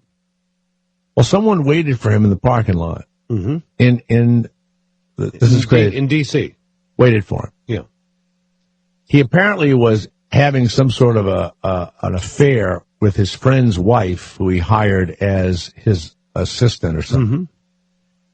And they took a video of him making out with her. But what's weird is... No, it was like 2 days before Christmas, wasn't it? Something like that. But here's the weird thing. They waited for him. They set it up. I mean, now I think it was his former opponent who was upset. When I say upset, meaning it was an upset victory. I mean, I would do that. If I was supposed to win the election, and all of the money was behind me, and I lost as soon as I find out that this self-righteous prick, Republican or you Democrat, know who's fooling around. Yes. You know, you got to go get him. Absolutely. Go after him. He should have waited until he campaigned again. You know what's amazing? Whoever Lying it was cheat. waited down in the parking lot Good. for him. You know, I thought it was on closed circuit TV. How did they get that? Somebody got it though of him, Yeah. and knew the time it was happening. Yeah. Like there's a lot going on. I mean, do you ever get out of your car in a parking lot and you have to go to the bathroom and you pee? Sure. Me too. Yeah. I'm always afraid it's going to be on video. Yeah, and then it's like, then it's just not peeing. It's like, it's like, but it's like indecent exposure. It's like all of a sudden you were jacking off in a playground, You're just taking a leak at 3 a.m, you know? Yes. You can't do that. You just can't do that. Garrett, you don't have a car, but, well, you shit your pants once in the subway. That's why you have to have those man guards. You pee in the street? How do you do it? How do you do it? How do you do it? Either the sidewalk's empty and you just keep walking and pee. No, you don't. What about your shoes? You kind of keep your legs spread apart. Yeah, you have a wide stance like Larry Craig. So you just pee in the middle of the And then, like, sidewalk that I have to sidelines. walk on with my dog? Or you pretend you're going dog pees. in between but cars still. that are parked in the street, and you just pee there. Shuli was coming to work one day and a guy shit between cars right in front of him. I've seen a guy masturbate between cars, and then he looks at you and he's like, nah, like his face is all... I saw shit in the shower the other day at the gym. Oh, come on. Terrible. I hate that. Oh, my God. Like it happens What on a gym weekly is that? basis. It was at the Y. Did you push it down the drain with your feet? No. Carrot's like, because that's what I would have done. Dear Jay, I was discussing with a friend, I boycott Woody Allen films in the wake of his sexual abuse allegation. Ew. Don't you do that too? I do. I do. I will not ever go to a Tom Cruise movie, ever. Why? Scientology. I think it's stupid. I will not go to a John Travolta film for the same reason, even though I think he's a terrific actor. I know Woody Allen. I've worked for him and stuff. It's impossible. It's impossible to imagine, but I've read too many articles that say that, most people that do stuff like that. Here's the only thing that makes me think that he did not diddle his little girl. It's not his blood daughter, is it? It's his was a stepdaughter. His bloody daughter. And then this Ronan, whatever his name is. Ronan Farrow. Ronan Farrow is supposed to be his son. But looks like Frank Sinatra. But they think it's Frank Sinatra's son, and he believes that Woody did it. And then the other adopted son doesn't believe that Woody did it. Yeah, Soon Yi. Woody? Not Soon Yi. No. Moses. Moses doesn't think he's so. The funniest thing Woody Allen said, but he said it to be honest. Yes. I can prove I never did it. I'm claustrophobic and couldn't get in the attic. Did you know that? Yeah. That was his quote. I know. I believe him. Hold it. He could not be in the room while somebody ate sushi. And I'm not joking. The actor was eating sushi, and he took, like a clipboard, and he put it over his mouth, and he went outside, waited till the sushi was eaten, and then came back in, and we had our meeting. I'm not kidding. Right. Okay. He has those extreme phobias. Yeah, he does. And I think Mia Farrow has always been considered a little kooky. Right. Became very angry, and I can imagine the Soon Yi deal. Mm-hmm. Yeah. How naughty must Soon Yi have been? Naughty. Now, what happened was... Dirty, naughty. Woody had no relationship with her 7 kids. Mm-hmm. He never slept overnight at her... she lived on the east side. He lived on the west side, right? And the park separated their apartments almost, almost a direct shot across the park. Yeah. He never slept at her apartment, ever. Mm-hmm. Never. She would sleep over at his place and stuff. So she says, will you start taking the kids out or whatever? He started taking Soon Yi at... To the basketball game. 18 years old. Yeah. To the basketball Well, I game. think she was younger than 18 years old. Well, she fell in love with him. Yeah. And she claims that she came on to him and wanted him to take nude photos of her and stuff. I'm sure maybe that happened, yeah. You know what? Listen, let's say you and I are really close friends. How old's your daughter? Oh, Jesus, don't even go there. I'm just going to say it right now. No. I start taking Kate to the basketball games. Mm-hmm. And, I'm, 50 years older than she is, like Woody is older than his wife. And Kate falls in love with me and wants me to do stuff. That would never, ever happen. Okay. I don't know if it wouldn't happen. I don't know. Oh, you just make things bad. Everything you make, you have no filter. Hold it 1 second. Yeah. She's a lovely young girl. She's 11. And I am... Okay. She's 11 I'll years wait old. I'll wait a few years. She's 11. not 11. Yes, she is. Oh, I thought she's 14. Now she's 14, she's 11. Okay? Yeah. I thought she was 14. No, not anymore. She's 11. No, really. No. How old is she really? She's 14. She's 40. No. But how old is she really? She's 14. Yeah. I would take her to some games. Like Elvis. She would fall in love with me. Yeah.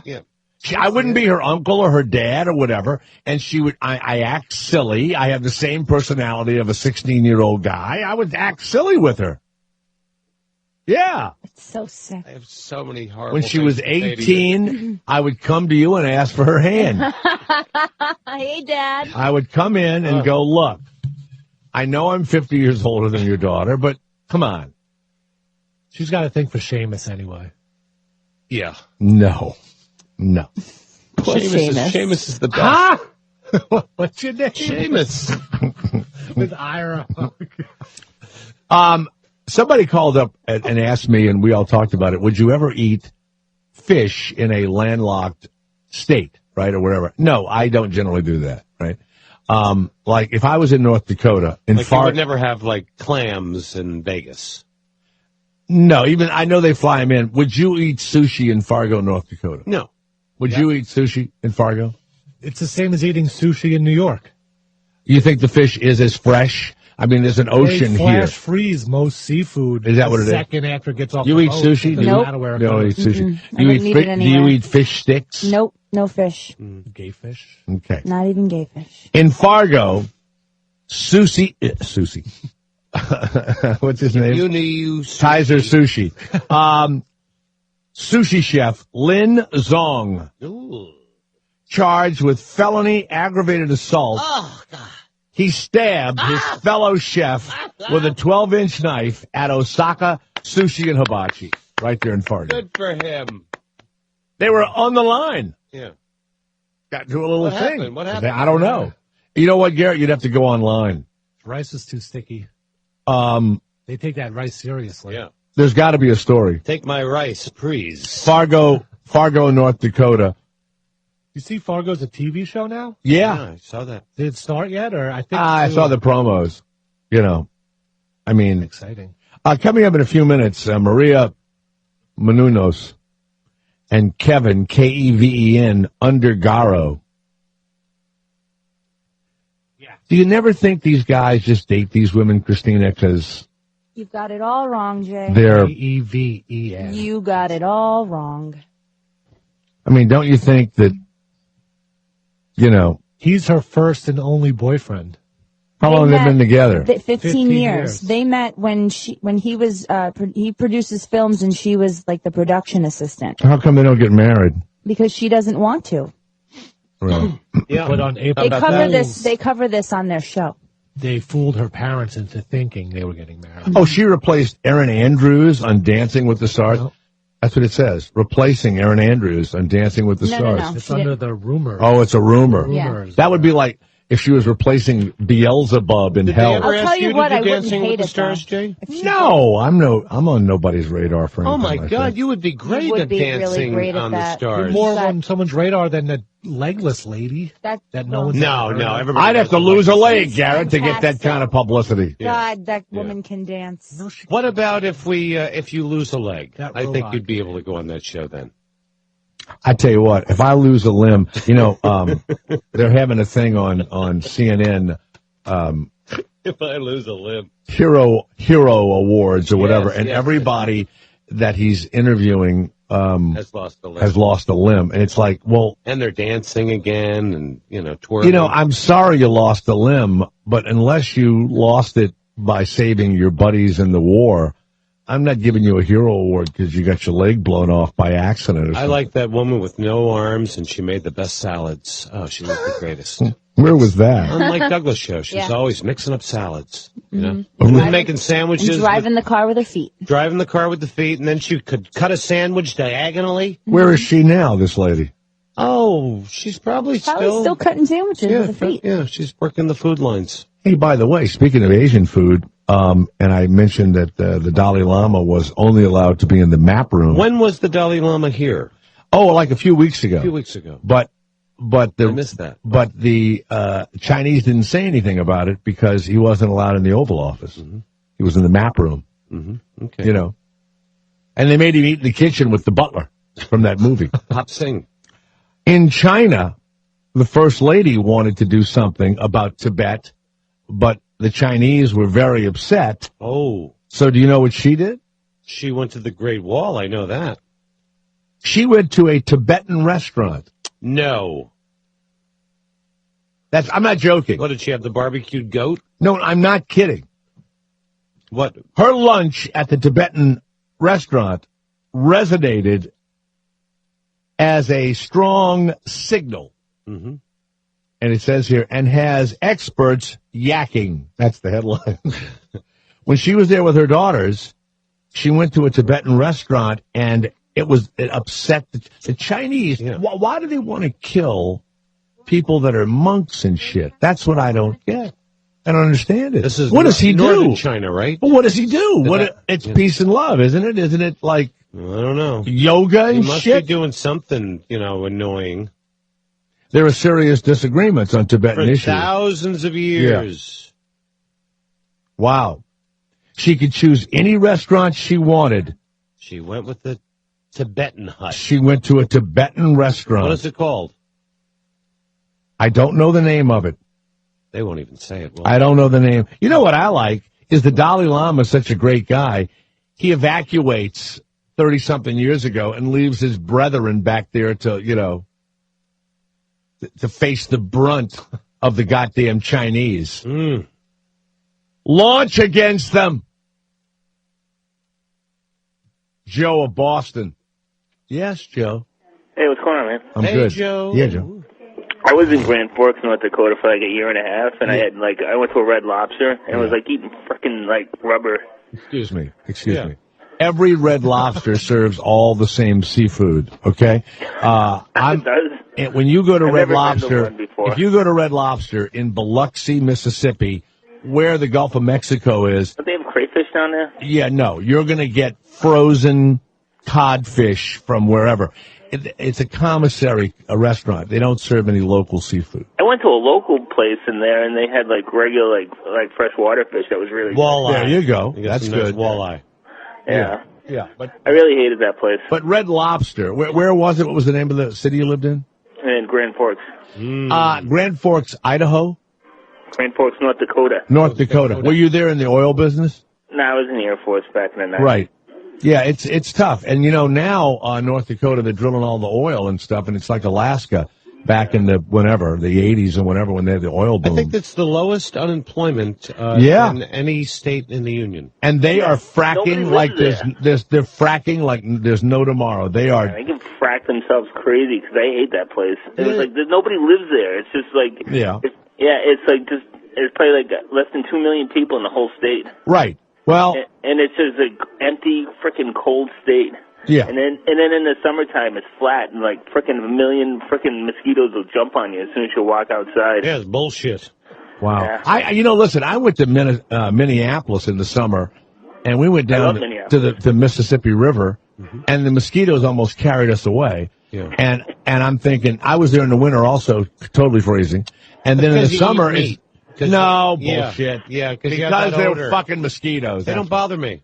They don't bother me. I'd look across the river at these beautiful homes, with their porches and all. And I'm telling you, not just mosquitoes, bugs of all types. Yeah. Big bugs. Really, I don't get it. And then, 20 below zero in the wintertime. 20 I was below. driving back from Minneapolis one time to North Yeah. Dakota. Yeah. And I was flying down like 100. I was doing like 100, 110 down a little highway. Yeah. And I go around this long turn. All of a sudden, I see two headlights coming right at me. And I swerved to the other lane, and I almost go into a wall. It was this freaking farm that had this big towing something down that thing, and it had two lights on the back of it. Nearly killed me. So it wasn't coming at you; it was going away from you. Yeah, I was going so fast though. This And guy you was were drunk, going 110. This guy was doing like 30. And you had frozen Red Lobster meat in your stomach.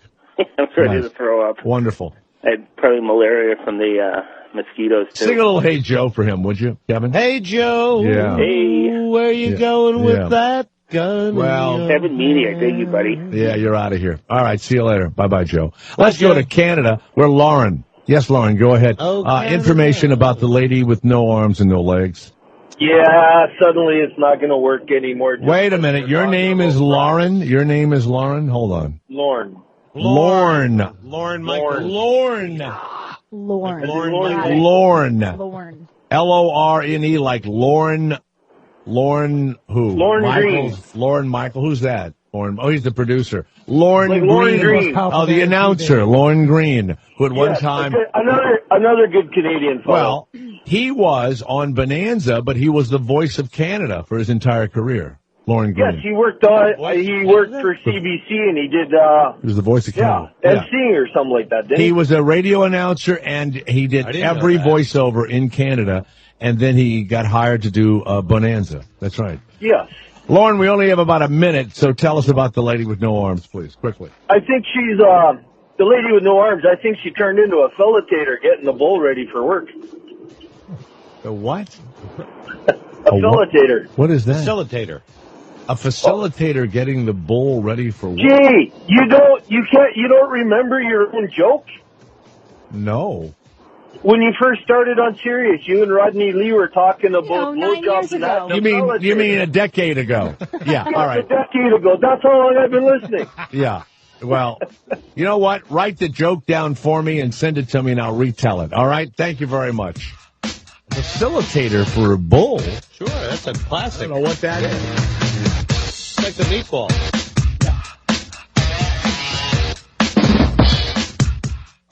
Jay Thomas. The Afternoon Drive Show. Jay Thomas. Jay Thomas. Indy. Sirius XM 104. And on the Sirius XM app for smartphones.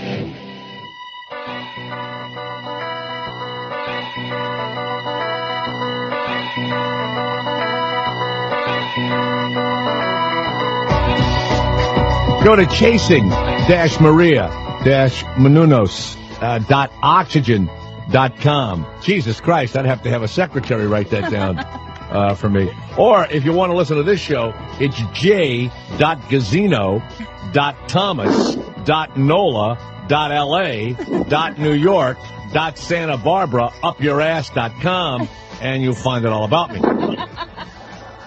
Kevin and Maria, welcome to the show. How are you? Hi. How are you? A lot better now that I'm talking to you, Jay. Thank you, Kevin. Kevin, first of all, Oxygen, you're the only good show on that whole channel. So good luck to you. Good luck. Thank you very much. Thank you. You're doing good. You're doing I'll good. admit I'm a fan. I'm a fan of Bad Girls Club. That's a good show as well. And Maria, you know, Christina is a huge fan of yours, and wants to have you on all the time. Now, yeah, Kevin, but Jay, I'm still in mourning over what's going on 101 because Maria knows this. How many Friday mornings, Maria? We go to bed at 1 in the morning. I said, Maria, you want to get up for Jay Thomas at 4?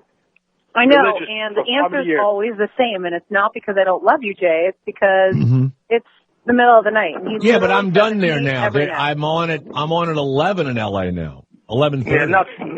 Yeah, I still go through it, but it's not the same. I liked it better in the morning. You mean the show in the end? Now this isn't about me. But I'm going to have to say this. You think the show is different because it's on in the afternoon or late morning? No, his schedule doesn't allow for him to listen when he normally. Oh, I thought you said the show was different somehow. No.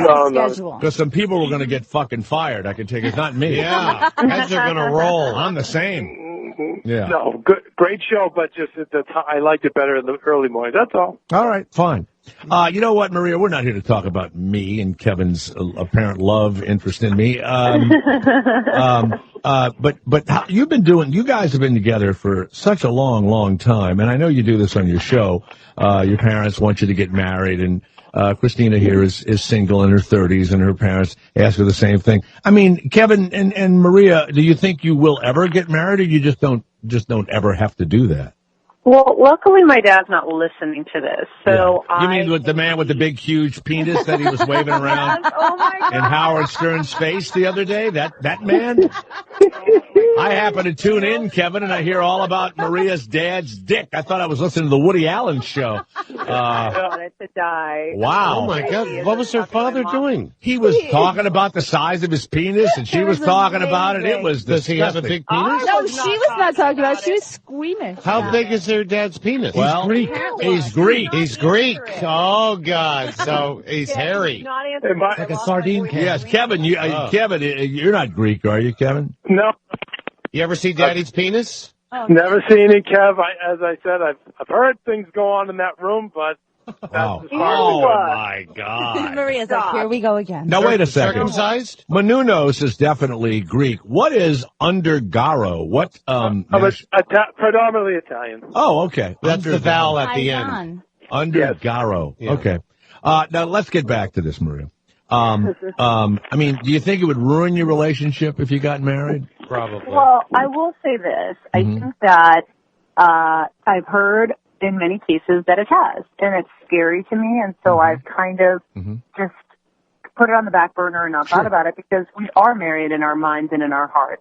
Good. But I do think that the day could come when we have children and when we're faced with kind of growing up officially and doing all those kinds of adult things, we may at that time entertain it. I think the bigger question for us as kids right now, because I'm 35 and that's definitely a bigger issue for me because I don't want to miss our window, but I also am not ready yet. So it's kind of a big reason. My wife had Kate when she was 39. So you can definitely, you have a couple of more years left. And I was 40 when Kate was born, and I'm still a young, active dad. Now you were older, too, when you had your kids. Yeah, I was 40 years old when I had my kid. My wife was 21, so it's a big difference. Yeah, well, I mean, for us, like, I had to pick her up at cheerleader practice and take her home when she was ovulating. Oh, that's make it so dirty. Hey, wait a minute. We just had a guy on in Vegas who started the Love Cloud Mile High experience. where for anywhere from $800 to like $1,300, he takes you up, and there's a bed in the back of this beautiful airplane. And a midget will come out of the refrigerator. No, that was my idea. Yeah. But and you make love in this, in this airplane. Up in the sky. And it's actually pretty cool. And I think if you do get married or you want to have kids, you have to start, because you see, you've been on television for such a long time, you two crazy kids, that the honeymoon's not going to be, of course, you'll sell the honeymoon to, the channel first. Sell it on the love cloud. Yeah. Of course. But would without a you doubt. go up in a plane? Would that make your relationship? You think that's what he said. He says people are using going up in the plane to spark the relationship, reignite their relationship. Maria, would that reignite you? I mean, it sounds like it's kind of like, like a porn star plane or something where you just go up to have sex. Is that what you guys are talking about? Yes. Excuse me, Maria, why Maria. don't you- Excuse me, Maria. I'm sorry, Kevin. Hold on a second. Okay, Maria, please. it's something that men would love to do. Okay. It's a love cloud thing. And you know what's sad? And I'm going to drop it now. You really want to do this? No, you've Jay. really reduced it to something dirty now. Here was my idea. Kevin, as you're going over the Grand Canyon, because you do it during the day. Right. You have your wife or girlfriend looking out the window as you're going over the Grand Canyon, and you're doing it. Think about that for just a second. In the Grand Canyon. Right. All right. And wait a minute. Yeah, what, Kevin? I was, did your wife ever hit a point where she was trying to get knocked up? Because I have the feeling the last few months that's what this has been about in our relationship. No.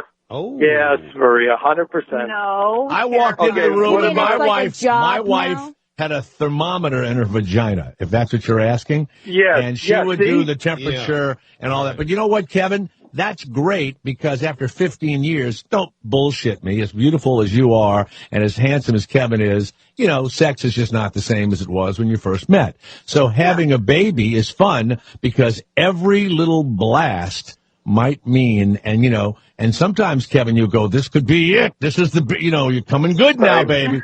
And it's more fun. So it is fun. It's a little rekindling of the relationship if you truly And it's all about gravity. I remember Dr. Connie Chin. She would tell Marianne after we have sex, for her to lift her legs up in the air. Yeah. Mm-hmm. And yeah, to so let, if you see me doing that, that's when you really will know. Let all the semen flow into your dirty place, We had, Jay, we had WrestleMania sex in New Orleans. Nice. By the way, I was there for WrestleMania. What were those people that were there? Were you at the twerking show that Jay was at, Kevin? No. No, we did the Hall of Fame, and we actually had to get out because we had to get back to work. But so we missed the big event, but we saw the small event, the Hall of Fame. And, I am from New Orleans, and I go to places that you don't even know. I go to a club called Siberia. I go to the Hi-Ho Lounge. I mean, I'm from there. I go down into the neighborhoods that you would be worried about, and we have a great time. So I was there, and I went to see Big Frida, who is a man, actually, who claims to have started Louisiana or New Orleans bounce, which is twerking. And I went and watched people twerk from midnight to 3 a.m. Nice. And did you ever try it in the mirror at home by yourself? not in the mirror. I got on stage and did it. He was twerking in the hallway here. I did it. You did? You betcha I did it. I twerk. I'm impressed. I can twerk. You know what? It's rabbit fucking is what twerking is. You know how rabbits fuck and then they fall over? Hey, Kevin, let me tell you something about this having a kid thing. If you wear boxer shorts and do it doggy style, you have a better chance of having a son. What? Yeah. I'm not joking. That is so ridiculous. It is not ridiculous. It's not. It's the truth. I got so many fucking kids. I'm telling you. Here's another one. Just guy because told me you wear boxer shorts and do it doggy style doesn't mean a guy told me, because I really didn't want to have kids. A guy told me that if I screwed only in the hot tub, it raises the temperature of your testicles and it kills the sperm. Well, my wife gets pregnant twice, and I'm suing Jacuzzi for oh my God. But we had 2 kids in the Jacuzzi. Two. Did you do a water birth? Because that's No. always fun. You drown the No. kid when the kid is born. Here's another one. We couldn't have a kid, and a friend said go to Hawaii and just drink those stupid drinks and get drunk, and you'll have a kid. And she got pregnant again, except one of our kids, and I did those Mai Tais, he was born with purple hair. Oh my Lord! And Kevin, he had a little umbrella sticking out of his ass when he was born. Out of his. Oh You like my it? Lord! Great stand-up. Thank you very much. Good evening, ladies and gentlemen. By the way, Maria is not here for her health or her sexual stuff. Wow. Maria Menounos is talking about her show on Oxygen Tuesday nights at 10 o'clock. What happens tonight on the show? Like, Yes, what will what make happens what tonight? makes everybody want to tune in? Are you Greek yet, Kevin? happens? Because the last episode, I think, was you saying that you were going to convert. To right? Greek. To Greek. Well, this is one where I have to tell my very Italian Catholic mother, who unlike Christina, not the biggest Maria Menounos fan. I have to tell her that I'm going to convert, but then also you see where Maria and I met and where we lived, and we were pretty much homeless, living in an unfinished basement, and it's bigger than actually meeting my mom. It's actually kind of depressing. So tonight's episode, if you don't want to be depressed, skip it. Go to the week after. Your mother, Thanks for the Maria, advice. Kevin's mother doesn't like you after 15 years? Here's the thing. It's a Here's strange the relationship. Well, Kevin, I don't need you to answer. All right, please. Here's the thing. You know what, really, Kevin? You know what, Kevin? It's enough. Maria, Yeah. what the fuck is that all about? 15 years, you're carrying this guy. Let's be honest. It's a strained relationship because I took him away from her in a sense. He's like, Oh, boy.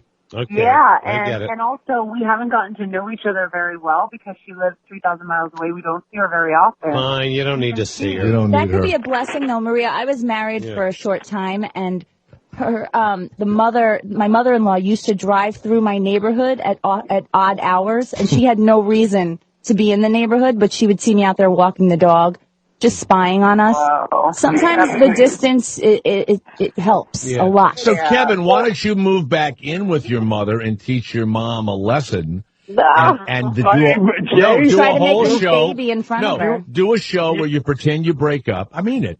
And I pretend know, you you're break right. up. No, pretend you break up and call your mom and do it for like an arc, for like a 3 or 4 week Okay, arc, so and Jay, move back home. This is how much you and I are in kismet. I told my mom, all right, I'll come home. I'll live in the basement. I'm going to get a pickup truck with a plow. I'll All be of one it. of those guys. I'll plow during snow season. I'll just be a drunk and at the local bars. And I said, I'll live at home with you. Was that because that's the only other alternative? And what did she say? No, she doesn't want that. No, you know what's funny? I'm not kidding. If you guys had a pretend breakup and you make it really real looking on the show where there's crying and all this other crap, and you do move home, the real thing that would happen is Maria would realize she doesn't need you after 15 years, and that's really would be sad. Listen to Maria the fan does in this not. room. We would hate Jay? that. Don't Yeah. do that. Hey, let me tell you, Maria does not need me. Wow. No, believe me, Maria doesn't need me. I think. Wow. Yes, I do. Wow. Well, it took you a while to say that, Maria. She needs a full-time servant, maybe, but she can hire one with all the money she has. So, Wow. you know, I think that's the only thing. Wow. You know what? This is a little uncomfortable right now.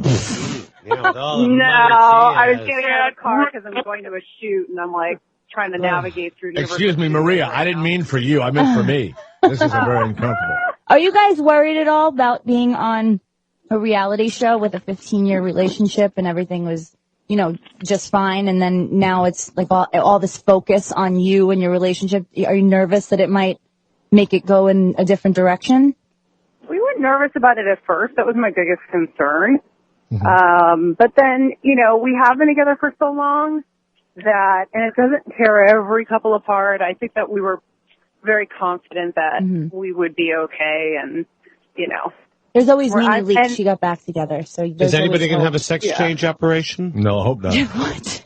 No, that's fine. That's a transgender thing. By the way, you know? tonight, Tuesday night, is when you can watch Maria and Kevin on Oxygen at 10 o'clock. Maria, you worked with Brian Williams over at NBC years ago. Yes. Did you ever meet that little whore daughter of his that's on that show, Girls? She is not a whore. Oh, she's an excuse me. actress. No, she's not an actress. Yes, she is an They're all actress. whores in that show. You're Kevin, a whore. They're all Jay, whores. you're a whore. I'm an actor. I'm really a bad person. I play bad people. They're whores. She is one of the classiest young ladies Thank I've ever you. come across. Really? I Thank worked you. with her. Set that I worked record with her straight. when she was an intern. Yeah. Before. She's an amazing young lady. I love Allison. Jay, What? who cares? Whore or not? She's gorgeous. She's fabulous. That's all I care about. But Maria, you didn't take your clothes off. You're not naked in magazines and stuff, and you never would be. His daughter can't sexy wait to take those magazines. clothes off. Huh? No, What? I don't believe that. She said she did some sexy magazine. I had a daughter. I made her become a man. There's something wrong with you. There's nothing wrong with There's me. a lot wrong with you. You know what? Yeah. I'm halfway kidding, but I'm also halfway being real. I really can play a prick, and I am a prick. You are. Right? Okay. Yeah. When I see these women, and I've acted with them, who suddenly are all over you, and they're taking their clothes off, and their tits are flapping, and everything else, I'm sorry. In their personal lives, they're kind of like that. I'm sorry. I've been doing this a long time. Kevin, do you Yeah, disagree but with not that, Allison. Kevin? Kevin, do you disagree with that? With the fact that they're whores? Yes. I pretty much don't. I'm sorry. What about the girls that are naked in Playboy who pretend they're doing it for their Well, art? they're whores. Thank you. Yeah. But by the way, necessarily. Jay, why is there the negative connotation? I think that's great. If I wish Christina was a whore. I love whores. How do you Oh, like my that? God. Hey, Maria, how do you like that? I love whores. Now, why? Kevin actually says that all the time. By the way, he calls everyone a whore too. So Maria, That's a you need to thing. come Hello. in dressed as a whore, and you'll get pregnant in 5 minutes. Wow. 5 minutes. Legs up. Legs up. Wow. You never know. Now, what is it you came on here to really talk about? I don't even know that I'm having a good interview. My God, I'm so. Yeah. The show, Chasing Maria Menounos tonight. It's Appointment TV. I know you're going to be watching. I will be. 10 p.m. I will be. And You Kevin, know what? yeah, if go you ahead. were ever going to watch any episode, Jay, I would say this would be the episode because Mhm. I think you'd be very interested to see how much we opened up about our past, and you really will get to see a really wonderfully awkward meal with my mother-in-law, which is crazy. Mhm. And you'll get to see, where it all kind of started. I mean, people see the promos and they ask me at work every day. They're like, "There's no way you lived in that basement." I'm like, "Yeah, we did. And it actually looked worse when we lived there. It's nicer now." And you see that when we would have wanted to get married, nobody wanted us together. So every time someone asks, "Why are you guys married after 16 years?" I'm like, "Watch this episode. This will really show you why." Well, here's what's really good about having kids late in life. Because if your kids, let's say you'd had a 14-year-old daughter right now, which you could have Which had. I have right now. Right. I have a 14. She would be so embarrassed by what you two do for a living. She would be. And so it's going to be good because you'll both be too old and beat up looking in the next 15 years. And no one will want you on television. No, That's exactly where I'm at. It's always got to be backhanded. Oh, Kevin and I. always has to be. Hey, look, backhanded. we're there now, so we can Yeah, tell you. that's why we're on the Save radio. your money and pay that mortgage. All right? That's definitely something I focus on. Right. Now, do you two own Save your Kevin, money. Kevin, is your name on the house and on cars? Are you in it that deep now, Kevin? If I told you the truth, I don't think you would understand. No, I would understand. We'd understand. Okay, maybe. Well, actually, Jay, maybe you'd understand. No, yeah, you wouldn't understand. No, What is it? everything except for I think this '94 van is in Maria's name. Every single thing. Is that because you have some charges in the past? You have a felony or something, or You know what, Jay? Because you'll appreciate. Not far from that. yeah, Maria, bankrupt? You what? declared bankruptcy at some point. Yeah, that was well before. No, you know what, Jay? It's What? because when people in Hollywood fuck with Maria, Yeah. I can walk into their office and say, "I'm going to break your fucking jaw," and I mean that. Really? And you know Oh, what? you're a Because tough I'm not guy. a. No, it's not even about that. It's Really? Jay, it's a vicious business. It's way more vicious to the women. Yeah. And you know what? I love the fact that I'm disposable help. At any given time, I always say, you can beat me, if you're willing to die or go to jail, because I am. Wow. So when you have that kind of power, you wonder why with the deals, I've always had made great deals with Maria, because I've never had to be afraid. For me. Maria, I'm going to say one word to you now. Mm-hmm. Run. Run? Why? Because of what I just heard. Run. Don't have a child with this man. That was the most dangerous thing I've ever heard. Go into the office and I'll break your jaw and Jay, I think you need somebody like this. What? Jay, you are this guy. Your career. That's who you are. If you had a muscle man. Please.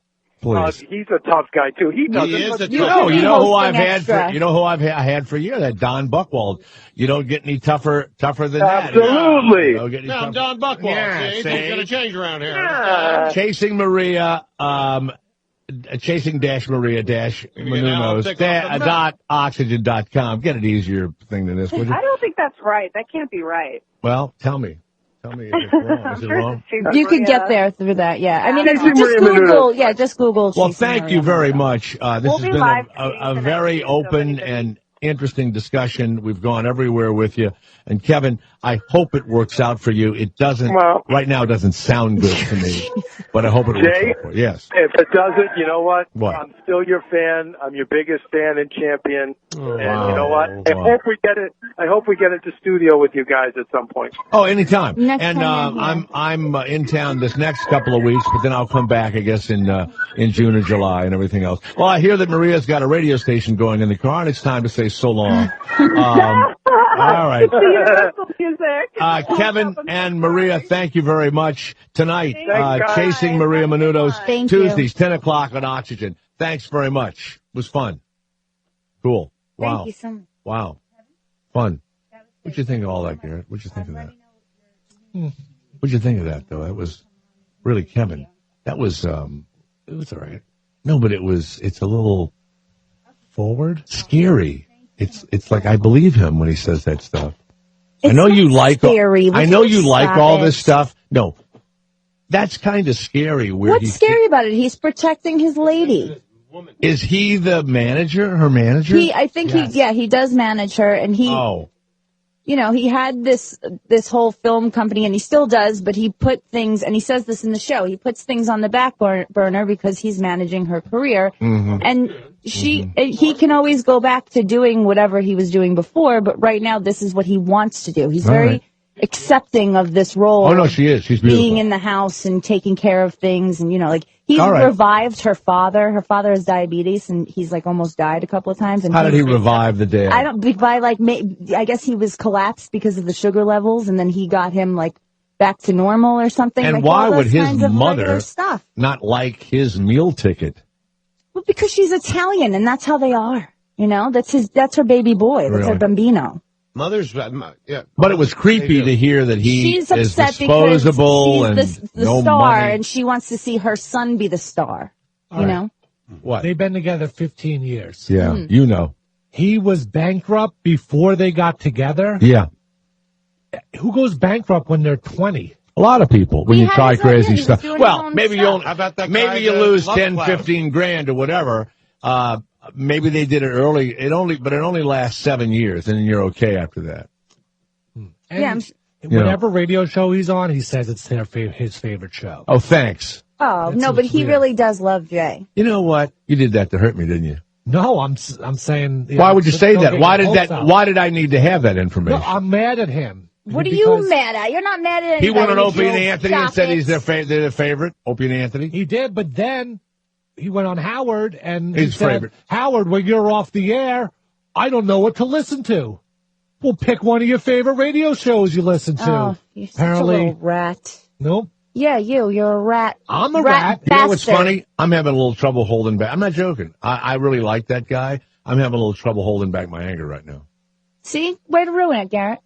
And you, What, Jesus, me? we had reality show people on the show. God. I love them. I love their show. There's a I'm all puddle about under your it. chair. I'm all about their show. I love it. You're not wearing those jeans tonight to meet Kristen Wiig. No, I was going to go shopping after the show. Thank you. Awkward. When I saw him in the hallway, I said, Jay, what should I wear tonight? He goes, what you're wearing is fine. It's great. Tonight, Christina and I are going to go see Hate Ship, Love Ship Kind of like our relationship. at the Museum of Modern Art they say that Kristen Wiig will be there. Wow. With the cast. And what a nice... and what are you going to wear? What I have on. Oh, that's great. Nice. I look like a calypso dancer.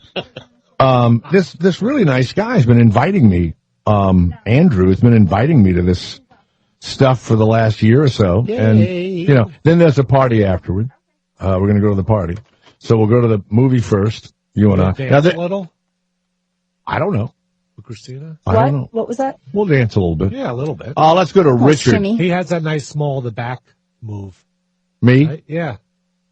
Don't you? You sound so jealous. What do you mean by small of the back move? What does that mean? You would talk about it, how No. you kind of snuggle up. I know how to do it. Yeah, of course. Yeah. You know. And since I've lost wanna weight, spoil it. everything's bigger and heavier down there. When I go to the bathroom, I God, feel some disgusting. heft. I feel heft for the first time. By the way, they thought they found the plane. There was an umbrella floating. I swear to God, it's sad. It wasn't an umbrella. It was something stupid. It's an Was it? umbrella. Yeah, like an umbrella floating around the ocean. It's just sad. It's just that plane is nowhere near where they're looking. It's sad. Something's going on. The Chinese The ship is right there, and the bleeps are coming up, and the Chinese put something that they bought in Radio Shack in the water. and it's bleeping. And then they go, "Oh my God, we got the beep." And then they bring the U.S. equipment like 400 miles away, and they go, "Well, it could have been the same beep." No, it's not the same beep. All right, it's never been the same beep. They're just going. They only have one more beeping day left. And they think that they found the airplane. They didn't. Well, when people say to me, "Why does CNN run hours of this?" Because Breaking news. Their numbers double during a tragedy.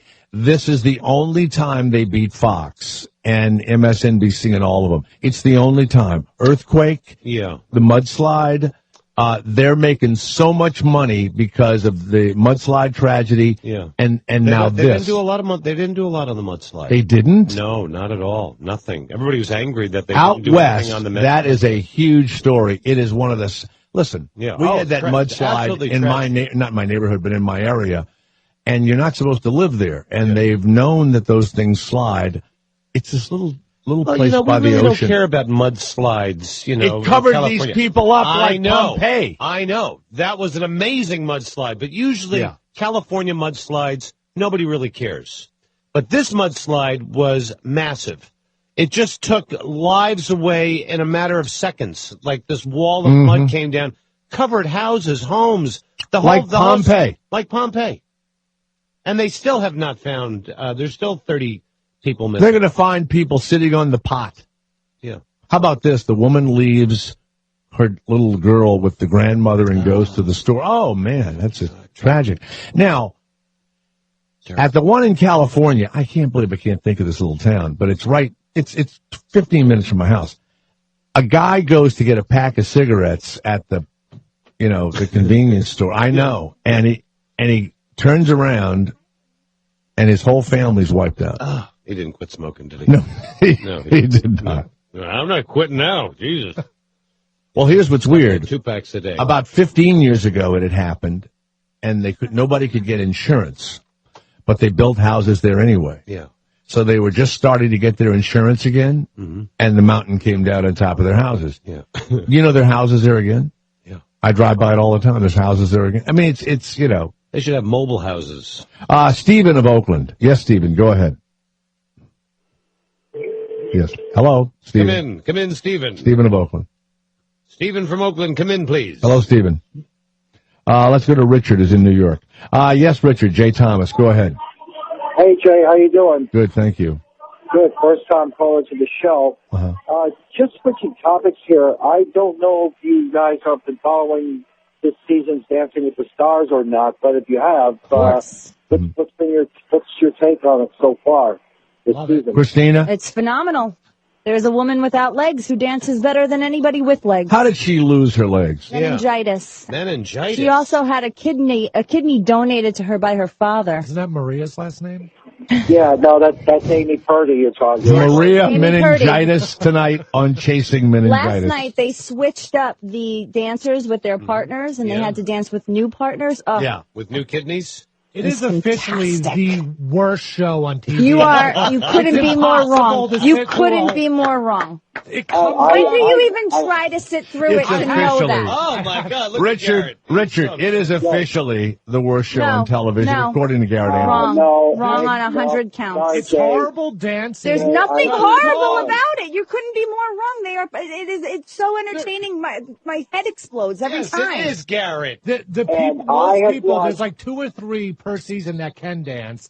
Most of them are horrible. They're stiff. They let the dancer do all the work. And you have to sit through 1930s songs from a You could not be more. So you haven't Hold watched on. it in like probably This is 7 not a years. show. Hold on. I'm not having I this. saw Sean Avery stiff-legged through a whole song. How about when Lance Bass was on? He was fabulous. Hold on. Richard of New York, how do you think the show is this year, the Dancing with the Stars? I think it's doing pretty good, all things considered. I mean, Yes. Amy Purdy, as your colleague just said, she's doing a phenomenal job. And I think she's very much in contention for the Mirabal Trophy. Now, don't you think it's easier to dance when your knees don't get all twisted and everything and get hurt? Because she's got fake legs.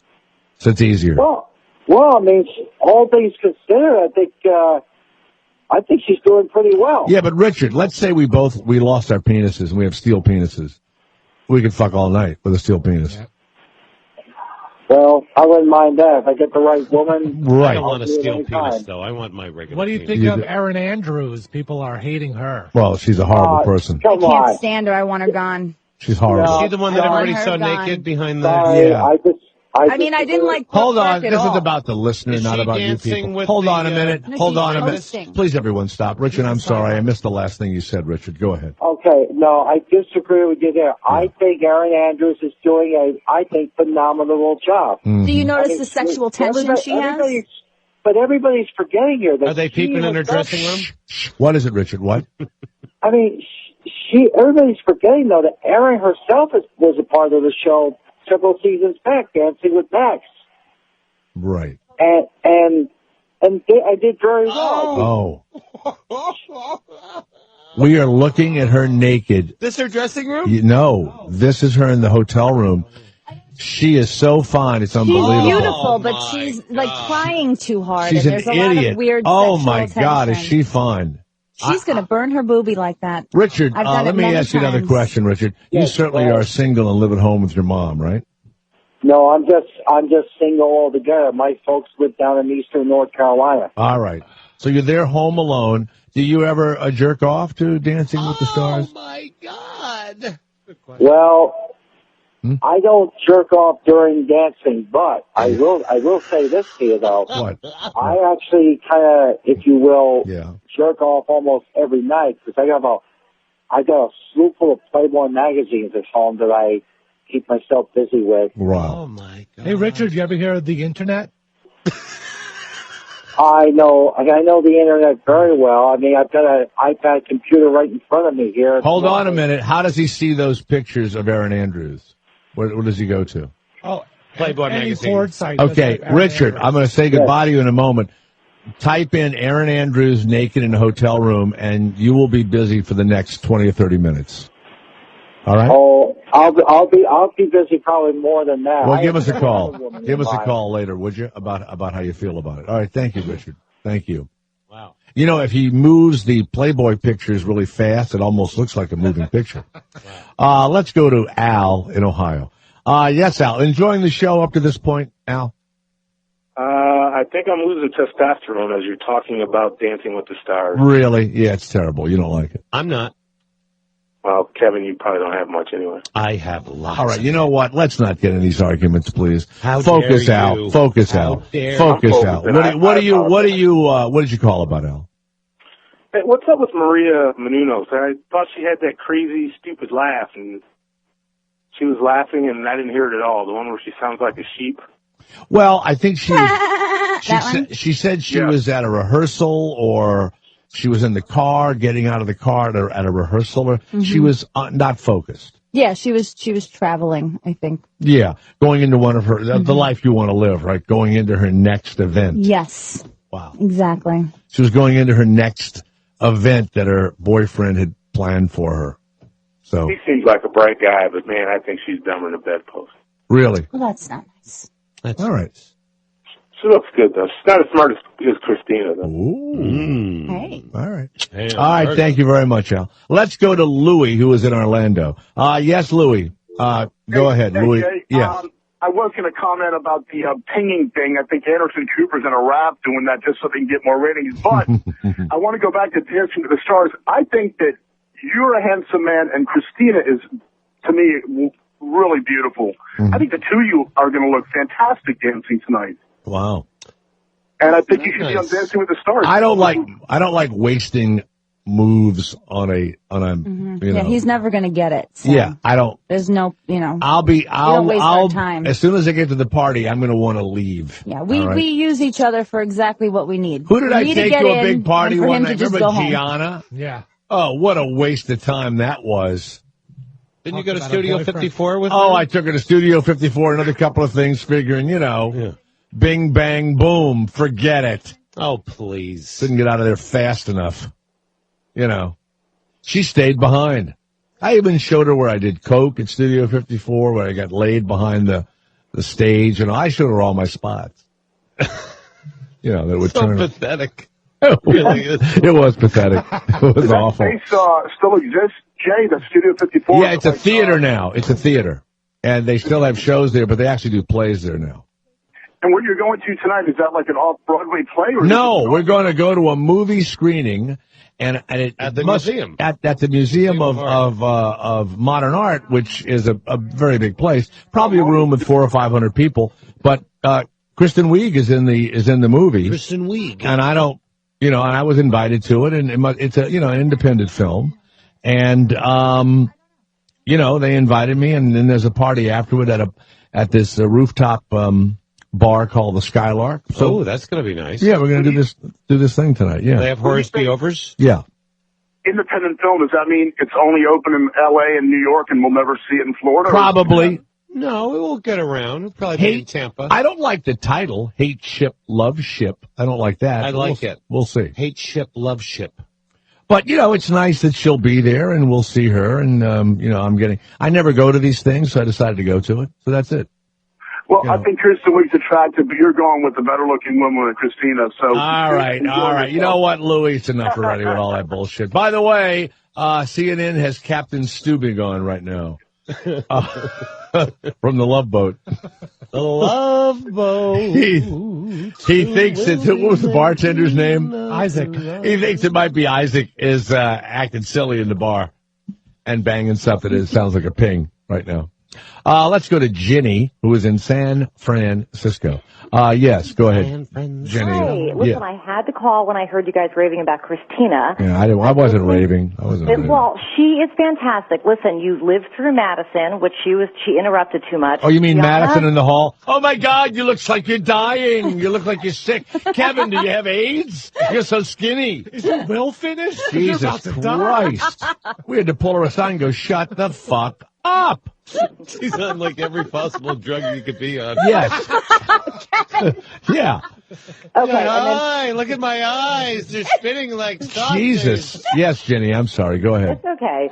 And then Gianna was ridiculous. I actually emailed your producer years ago about that, but you finally found your voice with Christina. She is fantastic. Fabulous. And she's just so good. Wow. Wow, thank you. Wow. Garrett wants to throw up right now. I really Now appreciate you're from, you, Jenny. hey, Jenny, threw up in his you're mouth. from San Francisco. Is there a little lesbianism coming out in this Oh, call? my God. Go to my website, jennystewart.net. I am a lesbian journalist. Oh, I knew it.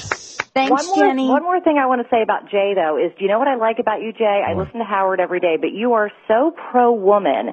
Like, you rave about Pam Dauber, you rave about Annie Potts. I know you worked with both of them, but, like, you don't discriminate against age with women, and I think it's fantastic. Well, I also go on this website, the Old Lady and MILF website, and I love seeing them, they're like 60 years old, sucking guys and everything else. Because, I mean it, Oh, they my really look God. like they're enjoying it a lot more than the young girls I'm not joking.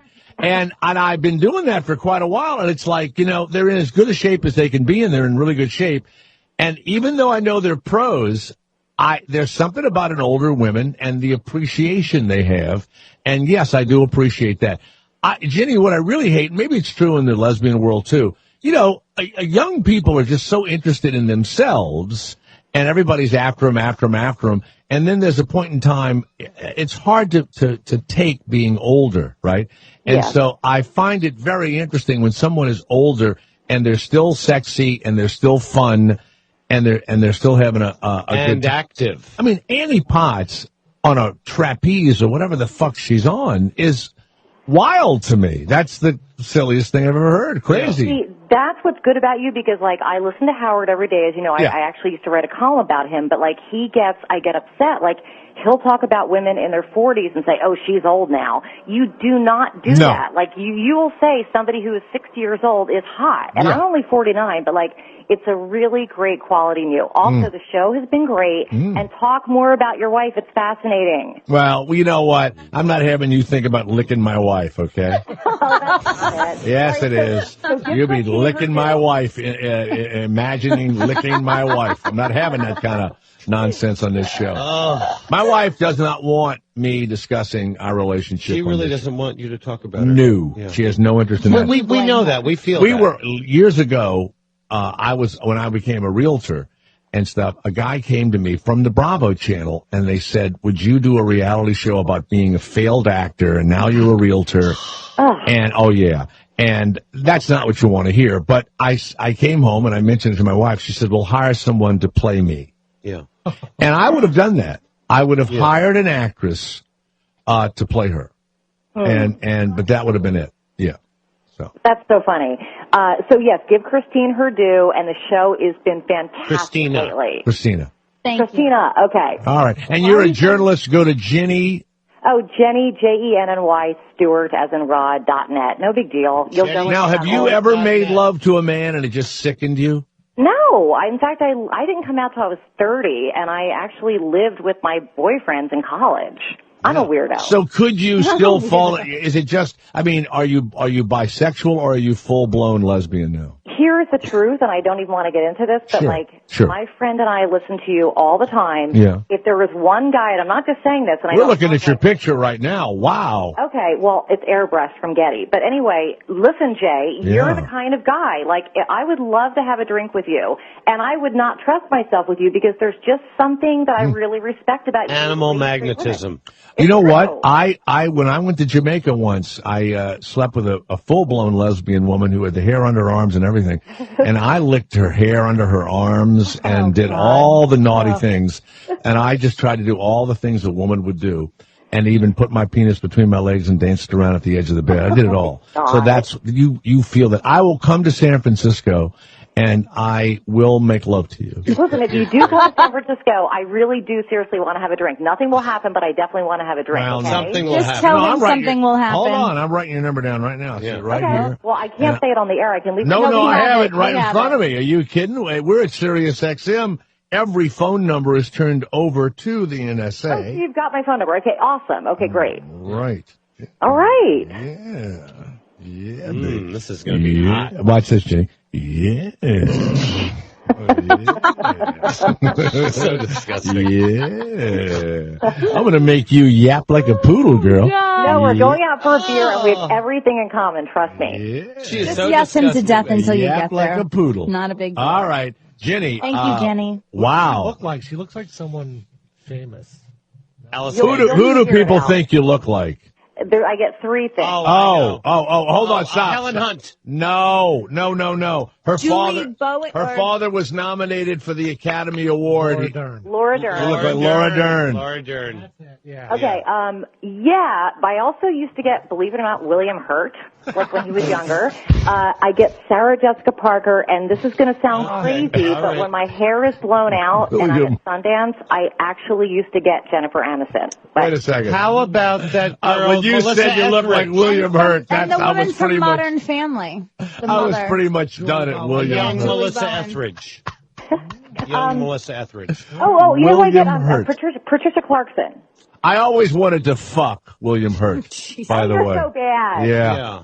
All right, Jenny, thank you very much. How about Patty Hearst? Jenny of San Francisco. Okay, bye. She's a little Patty Let's Hearst. go to Shervin. Is that who? Is it Sherwin? No. It's Shervin with a V. Shervin of Newport Beach. Yes, Shervin, go ahead. Mr. Thomas, I just wanted to kiss some long overdue ass, if with your permission. Sure. You're the first. I came to U.S. back in 1990 in L.A. At that time, you had the Morning Zoo. I was on, right, I was on Power 106. Yes, I had that show. Exactly. Yes, Power you used 106. the dance station. Yeah, we played a lot. And we acted silly in the morning and used to listen to that show. Great. But that's the only time that I would listen to that station. It was in the morning, and you're the first person that I could understand over the radio. So it just shows what a great announcer you are for people that don't even. Well, what language did you speak in the 90s? Farsi. You were from Iran? Iran. Yeah. Wow. Sounds So like Harvey a little bit. you're a Persian. You're Persian. I sure am. Yeah. Wow, that's cool. So what do you think? What do you think's going on over there? Is it? Can you go back? For us over here, we know our government does shit. But do I want to? Never. Really, it's no fun. It's no fun. I came here in 1990, and I was waiting for 10, 15 years to do that. I came here when I was 15. Since the age of 5, I knew I wanted to get the fuck out of there. Wow. Okay. All right. Well, I'm glad you're here, and you learned English by listening to Jay Thomas. I appreciate it, sir. The King's you're English. Awesome. The King's English. Thank you, Shervin. Thank you very much. Sounds like Harvey a little bit, doesn't it? Thank you. From, No, he doesn't. The Jackie Gleason. No, he doesn't. Thing. Yeah. No, he doesn't. Nick of Iowa. Hey, Nick. Jay Thomas here. Go ahead. Nick of Iowa. Oh, Jay, you're the greatest. Hey, you need to Google Maria Menounos pussy slip. She has the nicest set of piss flaps on her you've ever seen. Hold on a minute. Let me look at it. Oh, my God. Did you just say piss flaps? Wow. Yes, I said piss flaps. Wow. See your vagina. Oh, well, good for you. Wow. He's got a banging bod. She's hot. Man. Now, you have to understand something. Really You can does. see your To- piss flaps. Kevin, you make homo. No, you you do. make heterosexual. You have to. So A woman like this and her boyfriend, they wake up every morning and she has to go do an hour in the gym or whatever. Yeah. She has to watch what she eats. What do you do? No, I don't do that. Her life is dedicated to being this physical entity. No, her life is being healthy, okay? I work out at least an hour a day. I make sure what I eat every day is the right thing to eat. Mm-hmm. You know, you just can't be reckless and go to some stupid restaurant and eat all day long and become a stupid. And I know you're going to think, like, it's reality TV, so I don't know what's Yeah. really going on. But when they show her, they show her leaving for work in the morning. She's not in until like 2 a.m. because she has so many different jobs and so many different things that she does. Right. She's very busy. And She's very busy. And she and works that's out. true. You could see her on everything. Yeah. She's working out great. Oh, Well, all right. I want it reminds something. It reminds me. The 3-minute appearance. It reminds me of a story that Shuli told me about the woman that had these a lot of extra meat down there. Piss flaps? Yeah, she had large piss flaps. Look at those piss flaps. So she goes in to have a piss flapectomy, and she's put to sleep, and she wakes up and the piss flaps are they're gone. They've been shaved, Nice. and the doctor hands her 2 roses, and she says, "Wow, What is this, The Bachelor?" He says, "This is from me because it was successful and you look great." Right. And she says, "Who's the other rose from?" The guy who's got new ears. There you go. You can use that later, Nick. And See, know you I will. don't fake laugh. And finally, Eric of Texas. Yes, Eric of Texas. You say you have a surprise. Go ahead. Oh, are you familiar with Michael Savage? I am. Yeah. Yeah. Well, he reported that Howard Stern has lost his hair wig maker. And then last week Howard was saying that Beth is cutting his hair now. But then, why would Michael Savage give a shit about Howard's wig maker or whatever the fuck? I have no idea. Why does Howard deny he wears a wig? I don't think he wears a wig. Does he? I sat next to him for 16 minutes. There was no wig about it. No wig. Friggin' way. There's no wig. I've known the man for... minutes. Yes. Eric. It was the best 16 minutes of my life. Eric, I don't give a shit. He doesn't wear a wig. It's his real hair. He bought it from some Chinese girl. Yep. That's what I heard. So it's weaved in there or something? Yeah. No, it's actually an appliance. It's hard to believe it's his real hair. It sticks to his head. My wife makes those wigs. They are blended in. Why don't you send us a But you know Howard what, wig? Eric?